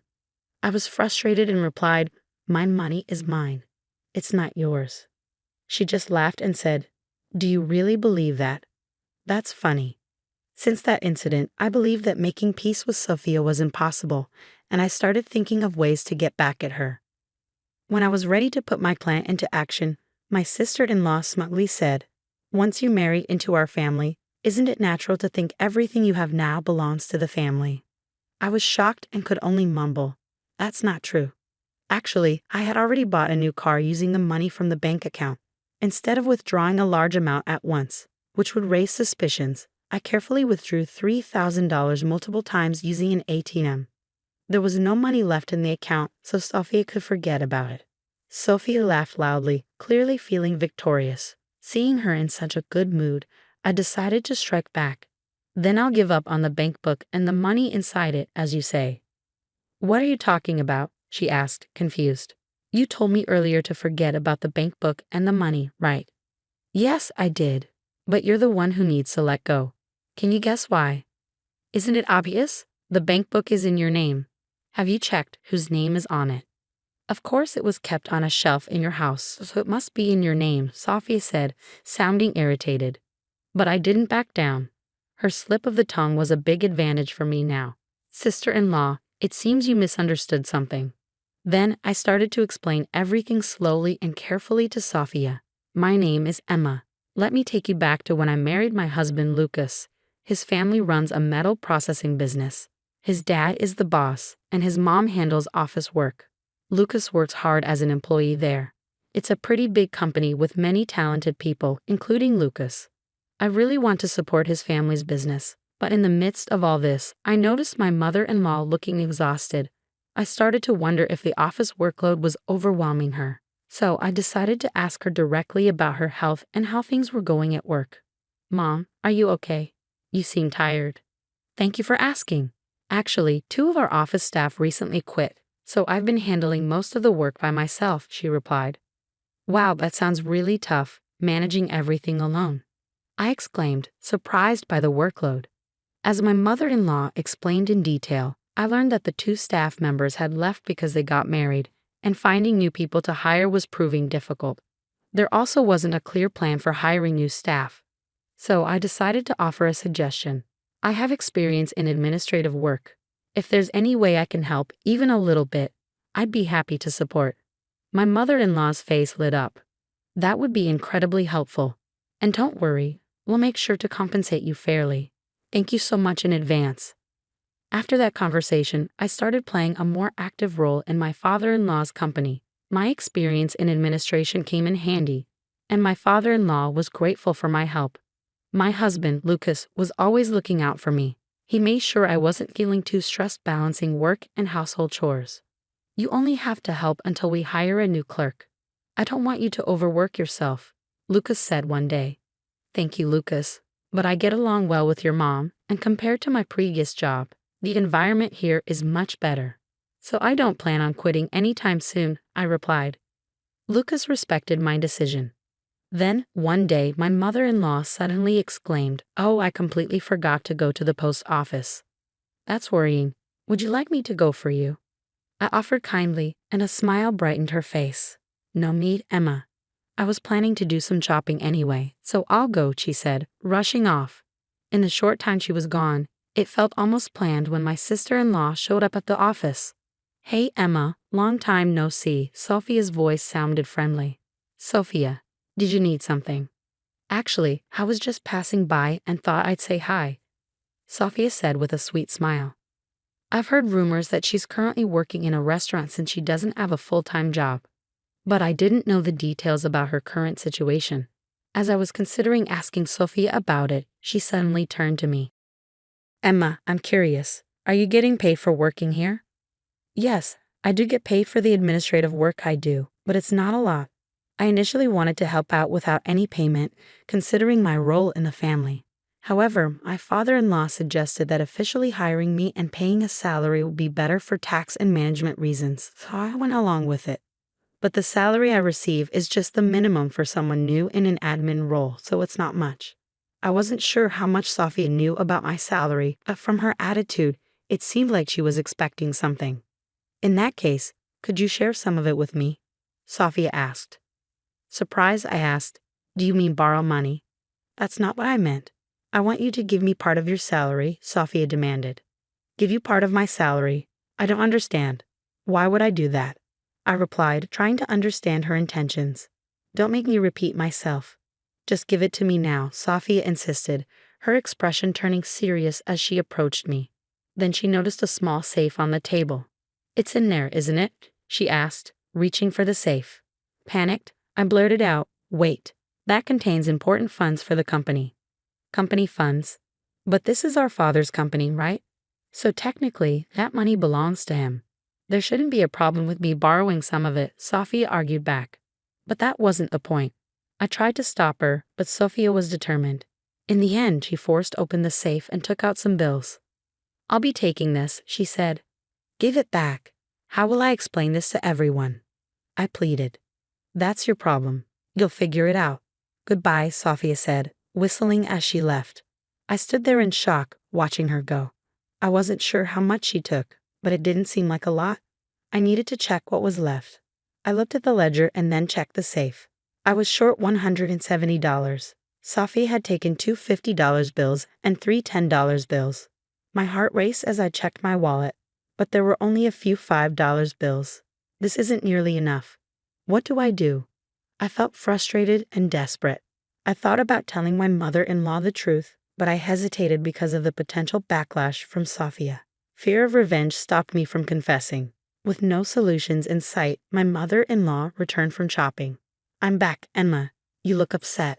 Is everything all right? She asked, showing concern for me. Mother-in-law, there's something I need to tell you. I started preparing myself to reveal what happened. You don't need to apologize.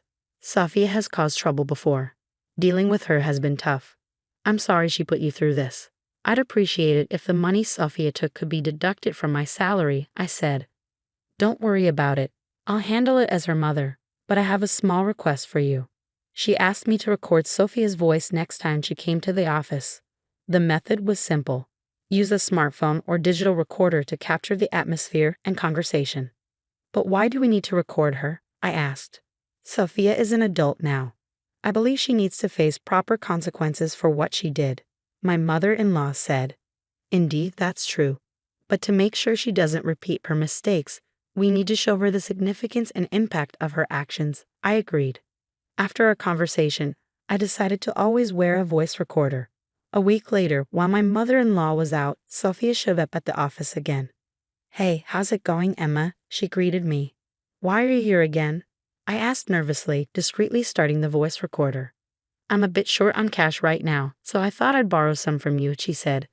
I'm definitely not lending you any money, I replied firmly. Why? You lent it to me before, didn't you? Sophia argued. That was you taking it without permission, I reminded her. But you managed to cover for it later, didn't you? She countered. I couldn't admit that I had informed my mother-in-law about what happened. If I did, Sophia would likely leave immediately, and I wouldn't be able to gather the evidence my mother-in-law requested. Thinking carefully about my response, I said, You found a way to fix the situation, didn't you? Can you lend me some money today? That's not possible, I replied firmly. You married into this family, right? As a daughter-in-law, can you go against your in-laws' wishes? Sophie's argument surprised me with its irrationality. Enough with the excuses. Give me the key to the safe. Sophia slammed the desk in anger. Just then, I heard my mother-in-law's footsteps approaching from outside. What are you doing, Sophia? My mother-in-law's voice startled Sophia. Oh, Mom. You haven't found a proper job, and now you're asking for money from your sister-in-law. Aren't you even a bit ashamed? Well. What exactly are you thinking, Sophia? Quit bothering me. I may not have a full-time job, but I'm working part-time and managing just fine. At your age, still relying on part-time work? Aren't you embarrassed? Your friends have careers, families, and you're still. It's my life, and I'll live it how I want. And I have a great partner. Sophia interrupted, clearly agitated, before storming out of the room. After she left, I felt relieved. Mother-in-law, I appreciate your understanding, I said sincerely. Don't worry. Now that Sophia knows, she must be feeling some regret. My mother-in-law reassured me with a smile. But despite her reassurance, I still felt anxious. I was worried that Sophia might return with more demands. One day, when I visited my mother-in-law's house, she showed me a piece of paper. I got an invitation to Sophia's wedding recently, she said. It was indeed a wedding invitation. The groom's name was Leo. I didn't recognize the name, but my mother-in-law seemed to know him and looked somewhat worried. Leo is actually the son of the factory manager, she explained. Huh, he's the factory manager's son. That's unexpected, I said. The factory manager was someone my father-in-law had worked closely with and highly respected. Is the factory manager discussing anything specific about his son's marriage? I asked. Well, it turns out the factory manager had no idea about the marriage and was genuinely surprised when we told him, my mother-in-law explained. I see. Well, since it's already happened, I suppose we should accept it with a congratulatory spirit. There's no point in opposing it now, my mother-in-law said, her expression already accepting the situation. After the wedding, my sister-in-law probably told my mother-in-law, see, I did find a proper groom. Congratulations, Sophia, my mother-in-law said with a smile. Are you relieved now? More importantly, what are your plans for your new life together? What's your plan for the future? When my mother-in-law asked this with a serious expression, my sister-in-law seemed to be at a loss for words. Have you decided on a new place to live yet? My mother-in-law asked. That's something we'll think about in the future, Sophia replied vaguely. I thought as much. For now, you should start by living in our apartment. We're planning to move to a new place, so you can have this house. Consider it our final support for you. If you need to, find part-time jobs and support yourself. My mother-in-law said. All right, I understand, Sophia replied, looking displeased. I was surprised by her attitude. She should have been grateful for the house she received. Most of all, I felt sorry for my mother-in-law, who seemed pained and hurt. My husband, Lucas, seemed to feel the same way and quickly suggested something to my mother-in-law. If that's the case, why don't you come live with us? Lucas asked. It's okay. I've already discussed and decided on our new residence with your father, my mother-in-law replied. Are you sure that's fine? Well, just until we move into the new house, can we leave some of our belongings at your place? Lucas asked. Of course that's fine, my mother-in-law replied, which made me feel relieved. I thought once my sister-in-law got married, everything would be calm. But problems started soon after she moved into her new home. The day after they moved in, my mother-in-law called us early in the morning while we were getting ready for work. Why are you calling so early, Mom? Is everything okay? Emma, I hate to bother you, but I need to ask something. Is Sophia with you? My parents-in-law plan to take a short break from their house and stay in a hotel for a few days. During this time, my sister-in-law and her husband were supposed to move into their house. Some of the furniture and stuff from there were temporarily stored in our house. My mother-in-law was worried about how things were going for her daughter, so she decided to visit their house that morning to check. But when she got there, she couldn't find any sign of her daughter or her husband. Since they helped move some stuff from our house to yours yesterday, I thought they might be staying with you. No, they came back home. Then where could they be? Maybe they went on their honeymoon. That's possible. If you find out anything, please tell me. After that, she hung up. Later, I told my husband what happened, but he didn't know anything either. I didn't think I needed to do anything else. So I decided to wait quietly for my sister-in-law to contact us. But as days passed, not hearing from her became worrying. My mother-in-law started thinking about reporting her as missing to the police. While we were discussing this in the living room, she suddenly said, I'll go get the bank book for a moment. Why? I want to withdraw some money just in case. If we have to search for them, there might be expenses, she said, sounding worried. I understood her thinking ahead and stayed quiet in the room.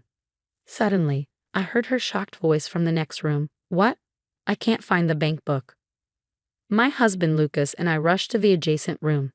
Inside, my mother-in-law looked flustered in front of a shelf. Did you keep your bank book here? I asked, and she nodded rapidly, confused. Isn't this the shelf we moved last time? I remembered that we moved things from her house in 2 stages. First, the day after my sister-in-law's wedding, and then just a few days later, before she disappeared. The shelf in question was from the first move, but neither my husband nor I remembered touching it. Neither of us touched or checked that shelf. But are you sure you left it here? My husband's doubt annoyed her, and they started arguing. I stood there confused, watching them, when suddenly my phone rang. The unexpected call in this tense situation startled me. Reluctantly answering the phone, I asked, What's wrong? You sound upset. It was my sister-in-law. Hearing her voice surprised me. Raising a hand to interrupt the argument, I said, Sis, is that really you? Both Lucas and my mother-in-law stopped arguing, turning to me with surprise. Turning back to the phone, I asked again, It is you, right? My sister-in-law's answer was short and annoyed. Who else would it be? Where are you? We've been really worried about you. But my sister-in-law brushed off the question, saying, It doesn't matter where I am. I have something to ask. From our conversation, it seemed she took the bank book and used the money to buy a car. That money belonged to me, she even said outright. Angry at her selfish comments, I told her everything that had happened. Mom's bank book is missing, and it's causing a lot of trouble. What? Mom's bank book is missing. Sophia sounded genuinely surprised. Whose name is on the bank book you have? Is it under my name? Just a moment. I could hear her rummaging through things on the other end. She probably mistook my bank book for my mother-in-law's. But my mother-in-law hadn't spent much recently and hadn't realized it was missing. It had been over a week since Sophia took the bank book, so the money inside was probably already spent. After a while, a flustered voice said, Wait, is this Mom's bank book? I knew it, I said quietly. Suddenly, my phone was snatched from my hand. My mother-in-law looked angry as she held my phone firmly. Sophia, I've heard everything. What? Mom, why? I was worried about you, then I got a call from you, but how did you hear my conversation? Because Emma had her phone on speaker. I had put the phone on speaker so my husband and mother-in-law could hear what Sophia was saying. They heard everything, including that she used my bank book to buy a car. What were you thinking? That's so irresponsible. My mother-in-law's voice filled the room. Sophia apologized, sounding regretful. I'm really sorry. Using company funds without permission and taking someone's bank book. I messed up. Please forgive me. I'll be more careful from now on. It's too late for that. Come home now and explain. Yes, I understand. Sophia's shocked voice was interrupted by a loud thud from the background. Hey, Sophia, are you okay? My mother-in-law asked, but there was no reply. After a moment, Sophia's frantic voice came back. Help me at the convenience store parking lot. Then the call ended suddenly. We could guess what happened. Sophia might have hit the gas instead of the brake and driven the car into the store while on the call. Soon after, the police reported that Sophia's car crashed into the store. Both Sophia and her husband were in the car. Luckily, they weren't seriously hurt, but the aftermath was messy. It turned out Sophia didn't have car insurance, so they had to pay for all the repairs themselves. My in-laws were furious. They went to get Sophia right away. Sophia's husband's parents were also angry, especially his father, who manages a factory. He scolded Sophia harshly, saying, just because you're part of this family now, do you think everything should be handed to you? Those were the same words Sophia used with me. Just telling my mother-in-law wasn't the end of my plan. I made sure Sophia's father-in-law, the manager, heard a recording of the conversation too. With Sophia's own words on record, she couldn't deny anything. The manager was even tougher on them. He ordered Sophia and her husband, since you're broke, you'll work for me and hand over your earnings. After that, they had no choice but to work at the factory under strict supervision. It was the best option financially. My in-laws kept a close eye on them, both at work and at home. They worked all day and lived under scrutiny afterward. Feeling overwhelmed, Sophia eventually approached me at the factory, crying, asking for help. I'll do anything. Please forgive me. Anything? Then work sincerely and pay back what you took from us.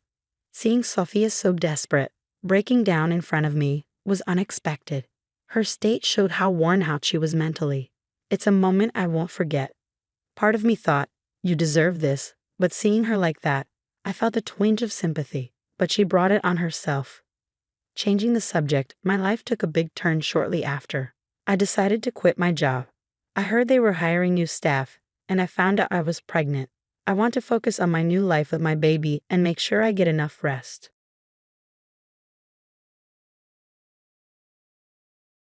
After my father's funeral, our family got together to talk about the inheritance. My father had been a respected major shareholder in a company. During the meeting, my brother-in-law Jason suddenly spoke up. My wife Emily, your eldest daughter, should get the stocks and a total of $5 million, he argued firmly. As my brother-in-law and sister seemed eager about getting a large sum of money, the lawyer, with a bit of surprise, calmly explained, Emily doesn't legally have the right to the inheritance. My name is John. I'm a 42-year-old salaried worker, living with my wonderful wife and 2 children. My father was well known as a major shareholder in a company and was still working at 78. I have an older sister named Emily, who has always caused our parents a lot of worry with her repeated troublesome behavior. Even though she is middle-aged, she hasn't settled into a stable career and lives a selfish life. I've always felt uneasy and frustrated with my sister's actions, so I keep my distance. When Emily turned 50, she suddenly brought home a young man and announced, I'm getting married. The man, Alex, was much younger than my sister. While he was attractive, he seemed irresponsible, which didn't impress me. Emily boldly demanded money from our father for her wedding, which she quickly spent. She shamelessly asked for more money, causing our father more stress. It's my inheritance anyway, so what's wrong with using it now? She said defiantly. I watched my sister's behavior coldly. Not long after her marriage, our father suddenly fell ill while playing golf and passed away quietly a few days later. Losing him so suddenly was a deep sorrow for me. His unexpected death shocked his many friends, and the phone kept ringing nonstop. Telling myself there was no time for tears, I took charge of the funeral arrangements for my grieving mother. As usual, my sister left home and refused to help with the funeral. Exhausted after the funeral, my mother and I barely had time to rest when the lawyer came to our house the next day to discuss the inheritance. We already knew that our father had left a will. Unaware of this, my sister Emily and her husband Jason, who seemed oddly confident, barged into the discussion and made a shocking statement.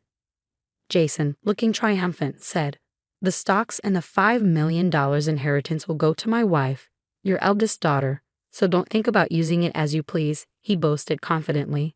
My mother and I were bewildered by this absurd statement, at a loss for words. Jason, looking smug, exclaimed, "All right, Emily, with this we'll be rich too." His excitement was barely containable. Far from mourning my father's death, my brother-in-law's jubilant demeanor shocked the lawyer. Emily, looking dissatisfied, questioned, "What kind of reaction is that?" The lawyer, facing them seriously, clarified, "I'm sorry, Emily, but you have no legal right to the inheritance." This news left both my sister and brother-in-law stunned.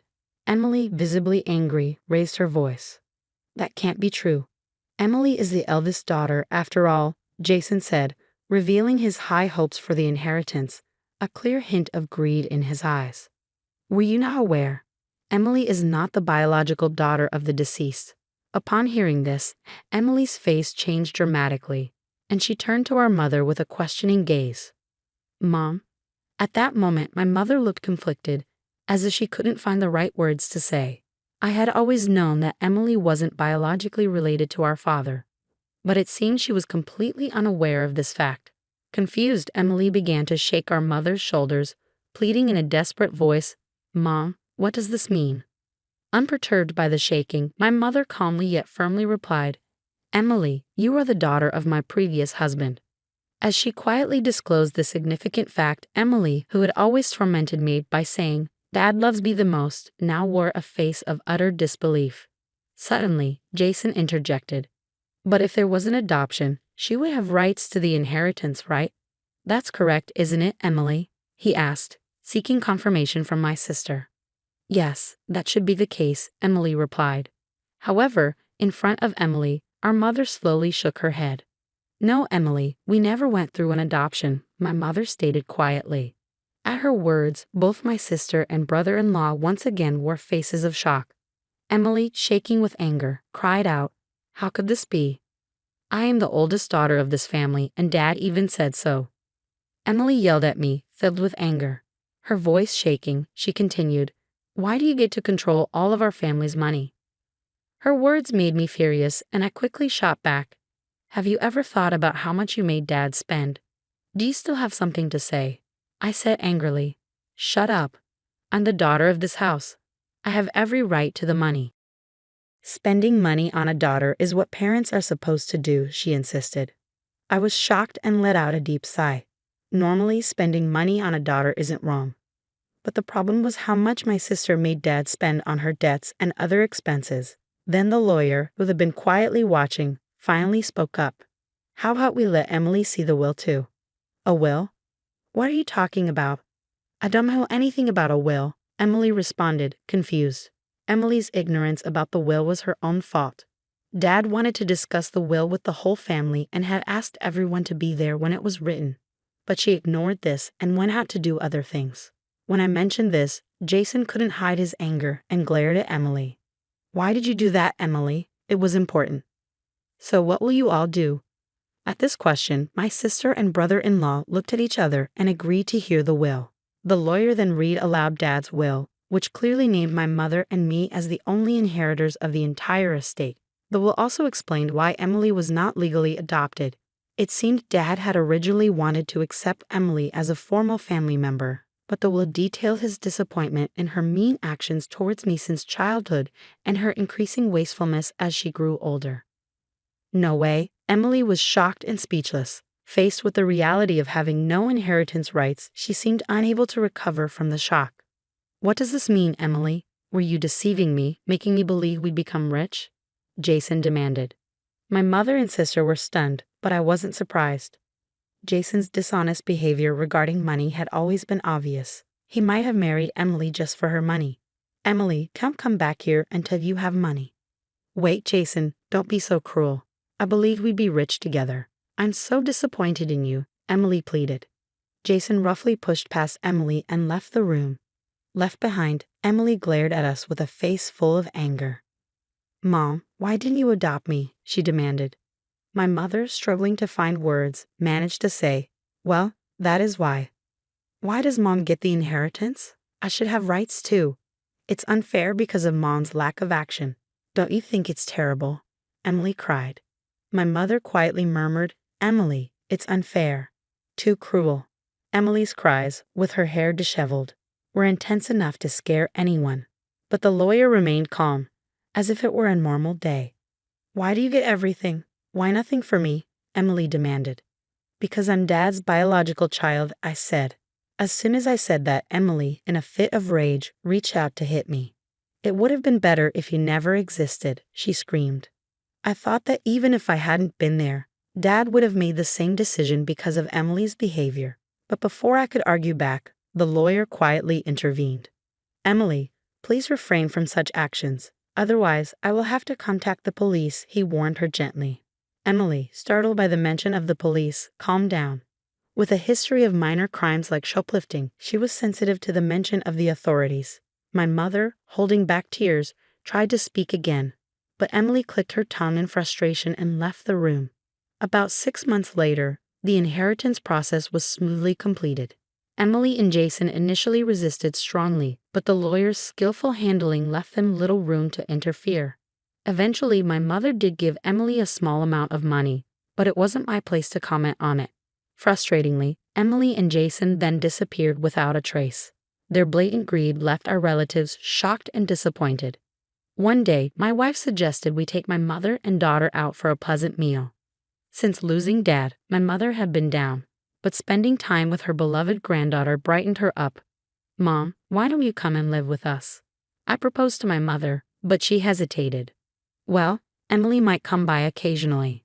Emily only comes here to beg for money. You shouldn't indulge her, I replied.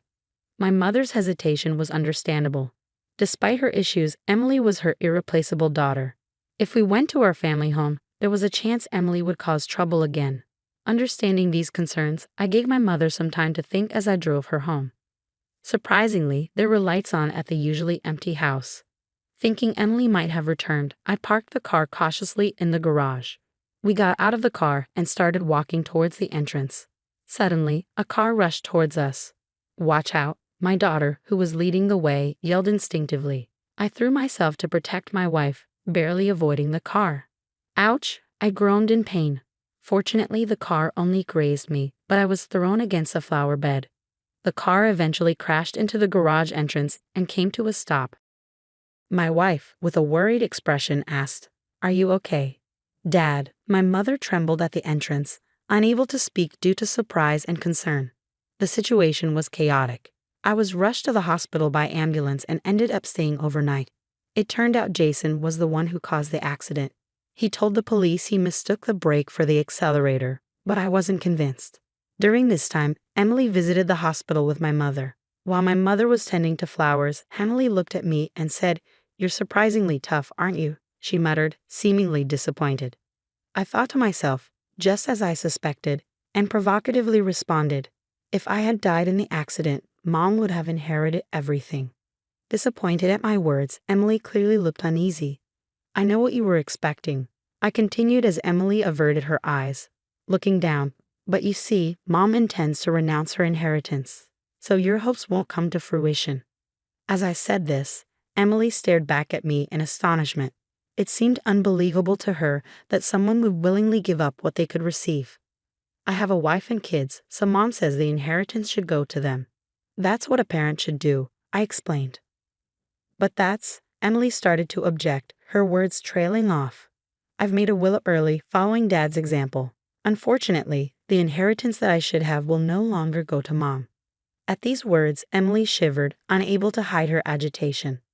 Unable to conceal her anger, Emily raised her voice. "Give me a share. It's $5 million, isn't it?" When I said no firmly, Emily got really angry and grabbed my shirt. "You should give me half at least. I'm your real sister," she shouted. She kept yelling loudly about wanting half of the money we inherited, but I felt sorry for her. Being so greedy would have disappointed Dad. "Can't you see that?" I said calmly to her. Emily's face turned red quickly, and she tried to grab my throat. Just then, our mom came back into the room and yelled, "Emily, what are you doing?" When she heard our mom, the nurses came in and took Emily away. Mom seemed to want to protect Emily, but Emily left, saying mean things to her. What did I do wrong raising her? Mom said sadly. Not long after that, we found out that Mom had gotten sick. We felt sad seeing her get weaker, so we started helping out more with things like dragging her places and doing chores. This seemed to make Emily even angrier. She might have found out from Mom or my wife when she asked for money. One day, Emily called me unexpectedly on my phone. "We'll take care of Mom from now on. You don't need to come anymore," she said. "What do you mean all of a sudden?" I asked. "I've already decided," she replied. I was worried about leaving Mom in Emily's care because Emily struggled with basic household tasks, let alone caring for someone who was sick. I quickly called Mom to understand what was going on. Surprisingly, Mom said Jason had experience taking care of people, and she felt okay for the time being. I felt relieved, but then Mom suddenly had to go to the hospital in an ambulance because of a mistake with her medicine dosage. We all rushed to the hospital and found Mom very weak. I asked my wife to stay with her and went back to our family home. When I got there, the house was a mess. Mom couldn't even cook her favorite meals anymore. The fridge was empty, and it seemed like Emily had fired the helper without telling anyone. I regretted expecting anything from Emily and felt angry. When I checked Mom's safe, a lot of money had been taken out of her bank account. Thankfully, the money from the inheritance was safe somewhere else. But the money Mom used for everyday things was almost all gone. I quickly gathered important documents like bank books, cards, and seals, and went back to the hospital to explain everything to Mom and figure out what to do next. Mom struggled to say. It seemed she didn't know about the money being taken out of her account, and she was shocked. When I mentioned the mistake with her medicine, Mom said Jason had prepared it, and her expression became even darker. "I think it's best if we don't let Emily back into the house," I told Mom. "John," Mom replied, looking confused. I explained my worries further. "I promised to take care of things, but the house is in such a mess." "Mom, you've lost a lot of weight. You must not have been eating well." Seeing her reaction, I gently suggested, "Mom, let's live together. Let's build a new house and stay there together." Mom started crying heavily at my words. But soon after, her condition got worse, and despite the doctor's efforts, she passed away. Heartbroken over what Emily did, I went back to the family home to get ready for Mom's funeral. I found out that all the valuable things were gone. It turned out Emily and her husband, who were having money problems, took them. Seeing the empty house, I felt shocked and angry. "We have to fix this, no matter what," I decided firmly. The day after Mom's funeral, I was supposed to meet Emily and the lawyer at the law office to talk about the inheritance. Emily, feeling superior, confidently said, "I have the right to Mom's inheritance, unfortunately for you." I couldn't help but laugh at her misunderstanding. She was making a big mistake. The lawyer opened the will, and as soon as we saw what was written, Emily's face turned pale with shock. "No. How could this happen?" Emily exclaimed. "The will clearly says you're not getting anything," the lawyer told Emily. Jason, furious, demanded, "What's that supposed to mean? She's her daughter. You can't fool us. Give us the inheritance now." He banged the table in anger. I calmly asked him, "Jason, did you do something to Mom?" "I didn't do anything," he replied dismissively. "Then why was her medication messed up?" I pressed, but Jason just brushed it off, saying, "That doesn't matter." "John, I can't believe I'm getting nothing from Mom's inheritance. What did you do?" "I can't pay my apartment rent now," Emily said. Her words shocked me. I realized Emily had assumed she'd get something, given though she didn't show up right after Mom died. Emily, desperate, asked the lawyer, "Is there really nothing for me?" The lawyer sighed deeply and said, "Yes, the will is clear." Then the lawyer explained the legal stuff about the mandatory share. It turned out that after taking away the money Emily had taken out and sold without permission, there wasn't much left in the inheritance. Actually, this was part of a plan I had talked about with the lawyer before. Emily was shocked and protested loudly. There can't be so little. Mom and I had purposely not told Emily about this. In reality, most of Mom's stuff had been given to my daughters while she was alive, so there wasn't much left to inherit. But Emily didn't want to accept it and kept complaining. Like with Dad, I felt really angry with Emily, who only took from others without doing anything herself. It's so disrespectful to just take money when mom thought you'd take care of her. Taking care of someone costs money, and you don't get that, I told her. Then show me what you spent on mom. If it's really necessary, I'll pay for it, Emily said. When I said that, Emily got shaky and her face changed. There's no proof. Without receipts, we can't agree to those expenses, I told her. While Emily was silent, Jason attempted to use a gentle tone to sway things his way. John, think about it. Your sister really needs help right now. Wouldn't it be good to lend a hand? I'm sorry, but I can't agree to that, I said firmly. Jason was shocked by my direct refusal and stayed quiet for a bit. I didn't hold back my feelings and openly admitted, honestly, I've been treated badly by my sister for a long time. I almost feel satisfied now. But you're siblings, right? Can't you try to work together a bit? If the plan we had made earlier had worked, Emily would have gotten all the inheritance, Jason said. What plan? I asked. Jason went on. It's Emily's fault things didn't work out. I was supposed to get a new car, but now I only have enough for repairs. Emily panicked and tried to stop him, but it was too late. That sounds like fraud, I said, seeing where it was going. What? That's against the law. We got permission to record this meeting beforehand, the lawyer explained. Jason went pale, realizing his mistake. I said firmly, I'll be taking legal action about what you just said. That's ridiculous. There's no proof. Jason protested. Proof? What you said is proof enough, I replied. Emily cried out in agony, shaking Jason. You fool.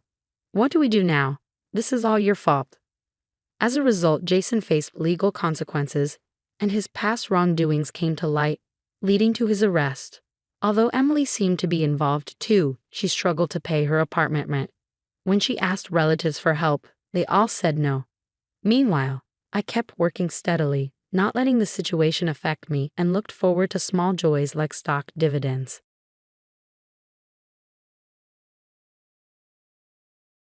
There's no mistake in our reservation for 7 people.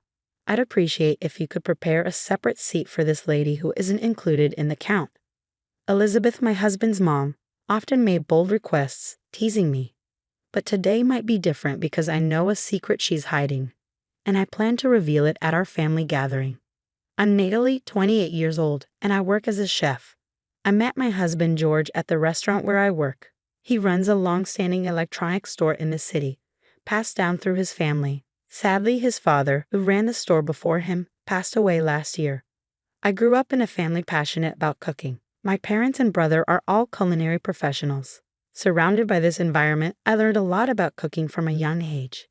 Thanks to this and my talent, I graduated top of my class from culinary school.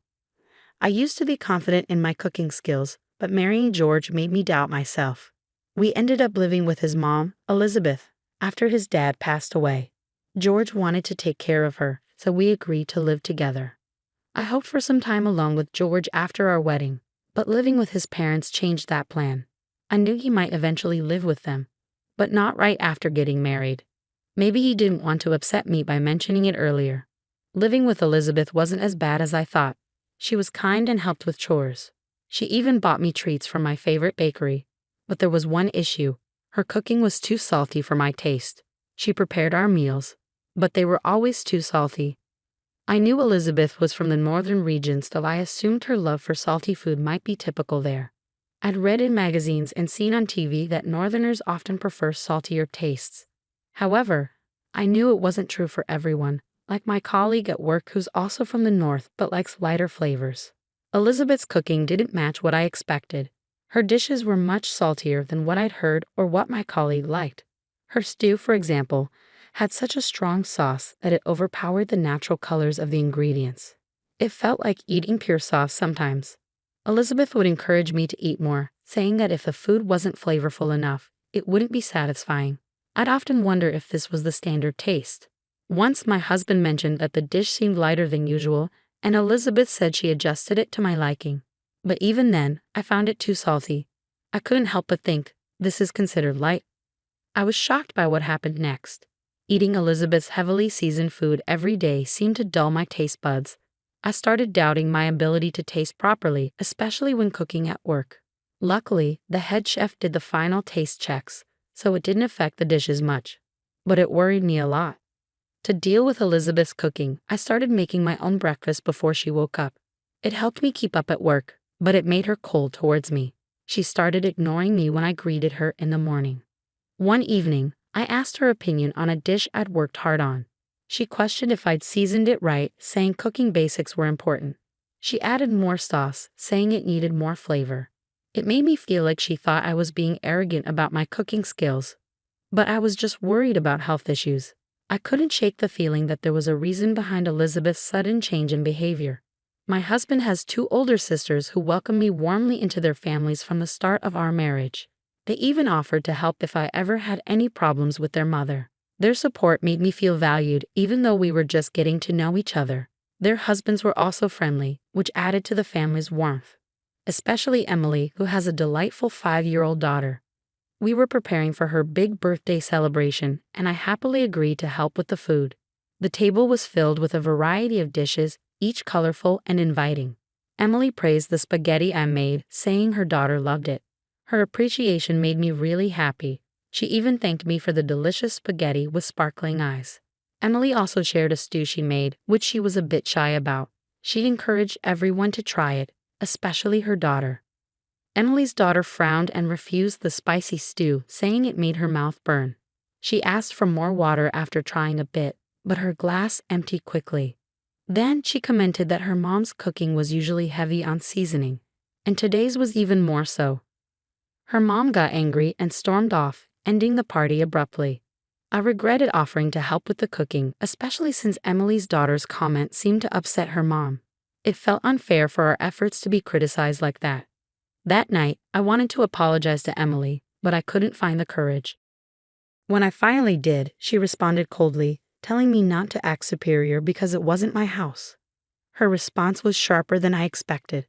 Life became increasingly difficult from the next day onwards. Elizabeth would heavily season the meals I carefully prepared, and on the worst days, she'd even throw them away before finishing them. I turned to my husband for support, but he didn't take my distress seriously. He suggested that maybe I had antagonized her and needed to listen more. It felt like he wasn't understanding my feelings. To add to the strain, despite being married for only half a year, he started coming home late, sometimes not until midnight. He said it was because of work, but he even started missing important family events like Emily's daughter's birthday party. This put a further strain on our marriage. Just when I thought things couldn't get any tougher, Elizabeth had a bad fall down the stairs and seriously hurt her leg. Emily offered to help with her care, but Elizabeth insisted that it was my duty as her daughter-in-law to look after her. After that, my life changed completely. I had to attend to Elizabeth's needs all day, every day, from small tasks to big ones. Even at work, I'd get constant calls from her, disrupting my tasks. At first, my colleagues understood, but eventually, they got frustrated with the interruptions. I ended up resigning from my job. When I told Elizabeth about quitting, she seemed happy about it. Since then, my days have been filled with meeting her spontaneous demands at all hours. It's taken a toll on my mind and body. As my husband's absence at home grew, I couldn't shake my doubts about his excuses for working late. I started considering what our next steps should be. Feeling like I couldn't stand by any longer, I decided it was time to teach both Elizabeth and my husband a lesson. A few days later, during breakfast, I brought up the idea of divorce. They were both shocked by my sudden announcement. My husband questioned why I was bringing it up, reminding me that we were still newlyweds. He denied any suspicion of cheating and seemed hurt by the suggestion. He also pointed out that I rarely came home, and he felt belittled by Elizabeth. He said he couldn't be happy in such a household environment. "I've made my decision," I declared with newfound determination, surprising both of them. My husband quickly apologized, promising to be more attentive to our home life. He even suggested I take a break and go to my parents' house for a while if I needed it.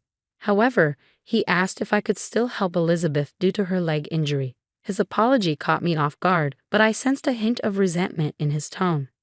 He urged me to reflect on what had happened and suggested we keep trying to live together. He hoped our feelings might change and things could improve. I replied tersely, saying I would think about it.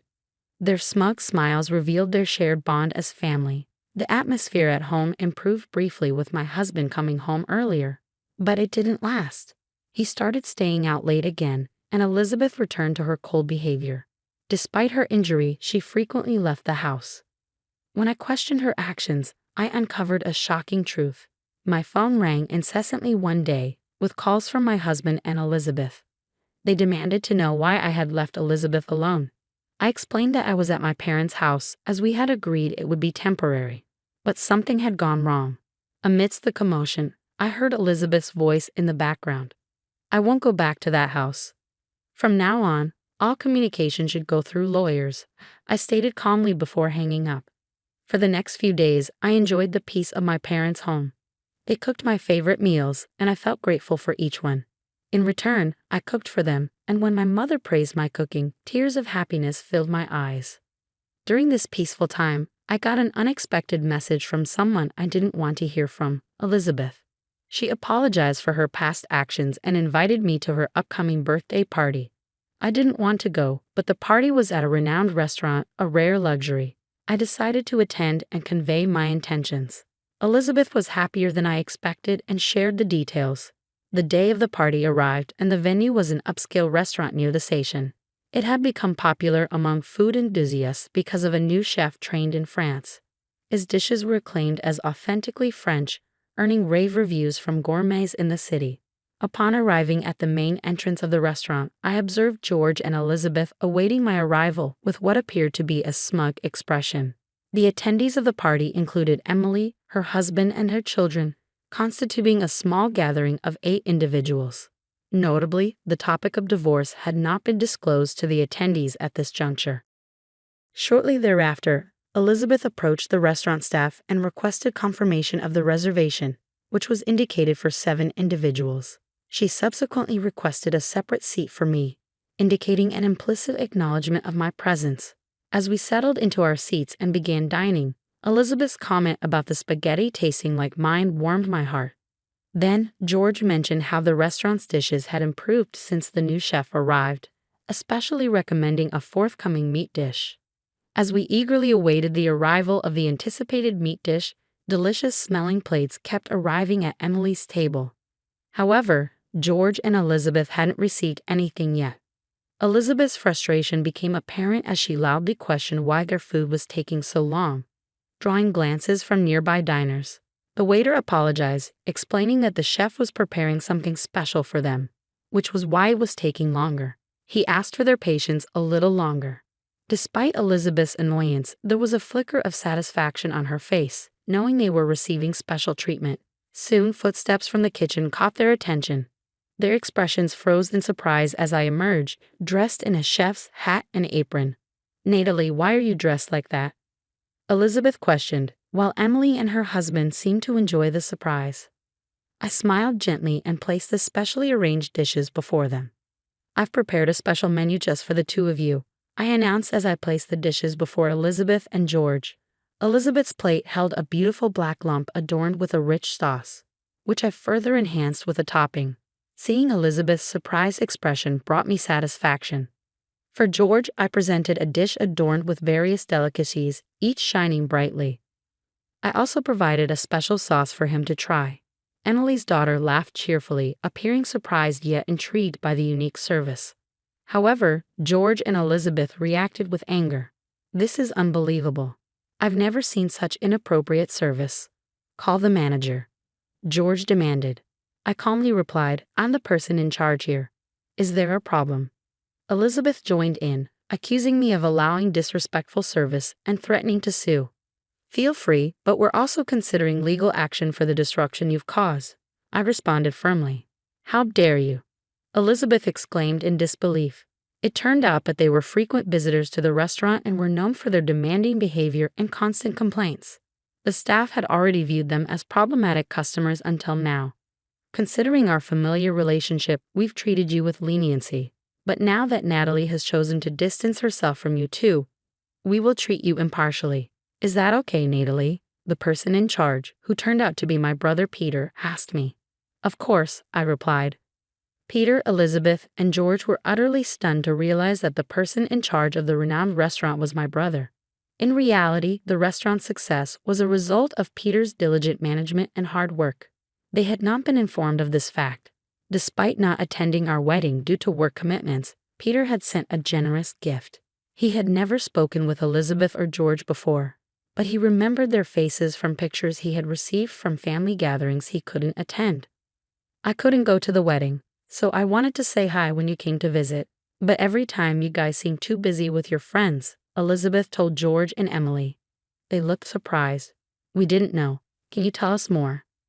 Emily asked, trying to sound happy, but her eyes showed she was serious. We actually came here to eat with some store owners from the town's market. It's popular now to eat at these new restaurants, George explained. Just then, a waiter came up. You forgot this last time you were here, he said, handing Elizabeth a shiny earring. You often eat here with guys who wear earrings. Isn't that risky? I was surprised by Emily's question but laughed. Well, it's not exactly like that.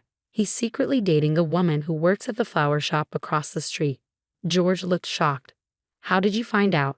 A few weeks ago, I felt suspicious and hired a detective. They took photos of him having dinner with her here and even going into a hotel together. To be honest, I don't think it was a good idea for you to marry her. I'm planning to get a divorce. Just be ready for that, George said, speaking openly about divorce for the first time. For me, it wasn't a surprise. I had expected it. Just remember to pay the alimony. Don't worry, I recently made a big business deal, so I'm financially stable now. I'll happily pay all the alimony, George assured. That reassured me. Now about you, Elizabeth. Elizabeth, who had been listening quietly, suddenly spoke up. She was a regular at this fancy restaurant and known by the staff. What do you want from me? Since my husband passed away, I don't think anyone can criticize me. But I knew something she didn't. Actually, I had a detective look into your secrets too. Turns out, you've been in a secret relationship for 5 years. But wait, didn't your husband just pass away a year ago? What's going on? Emily and her siblings were furious and disappointed. Their father had meant a lot to them, so this news was hard to take. I was surprised too, but when I asked the detective how he knew so much about Elizabeth, I found out that her father had hired the same detective agency before. You deceived him for so long, even while he was still alive. And George, even when you were with Natalie, you were seeing another woman. How could you? Emily and her siblings were furious and disappointed. Their father meant a lot to them, so this news was really tough to handle. The tense atmosphere at our table caught the attention of other diners. We promised to talk about it more at home and ended the dinner. As I left, I thanked the restaurant staff and Peter. A few days later, under Emily and her siblings' stern gaze, George and I started the formal divorce process. Now I'm free. I won't regret anything, no matter what, George said confidently. I never expected this. Even after I told you about my bad leg, I didn't think you'd treat me like this, Elizabeth said, surprised. Her leg had actually healed already, but she had pretended to be in pain to seem better than me. It shocked me again. From now on, both she and my husband will be strangers to me. Even though our marriage ended quickly, I have no regrets. A few days later, when I checked my bank account, I was surprised to find that both my husband's and his mistress's alimony payments had been deposited at the same time. It seemed like my husband covered her share too. With this knowledge, I could finally see them as completely out of my life. Then some interesting news came about my husband and his mistress. He had gotten into debt to pay the big alimony. But soon after we divorced, she dumped him easily. Emily told me that the woman is known in the area for going after married men. After what happened at the restaurant, Peter told us that regular customers were tired of George and Elizabeth's behavior, and they were happy we stood up to them. After that, the restaurant banned them from coming in. Their dishonesty became known in the community. A big contract my husband was bragging about got canceled. His electronics store relied on trust from the locals. But now that trust is gone, running it will be hard. Elizabeth's life got tough too. She was left by her longtime lover, and medical tests showed her unhealthy lifestyle was hurting her health. Her health problems were her own doing, so she didn't get much sympathy. Luckily, I got to go back to the Western-style restaurant where I used to work. Even though they knew about my past, the staff and bosses welcomed me warmly. Emily and her family, including the spaghetti lady, kept coming to the restaurant, which meant a lot to me. They had cut off all ties with George and Elizabeth. Their betrayal, especially after their dad passed away and the truth came out, hurt them deeply and seemed hard to get over. Cooking brings me so much joy. Those moments when I'm happy in the kitchen are the ones I treasure the most. It makes me feel truly blessed.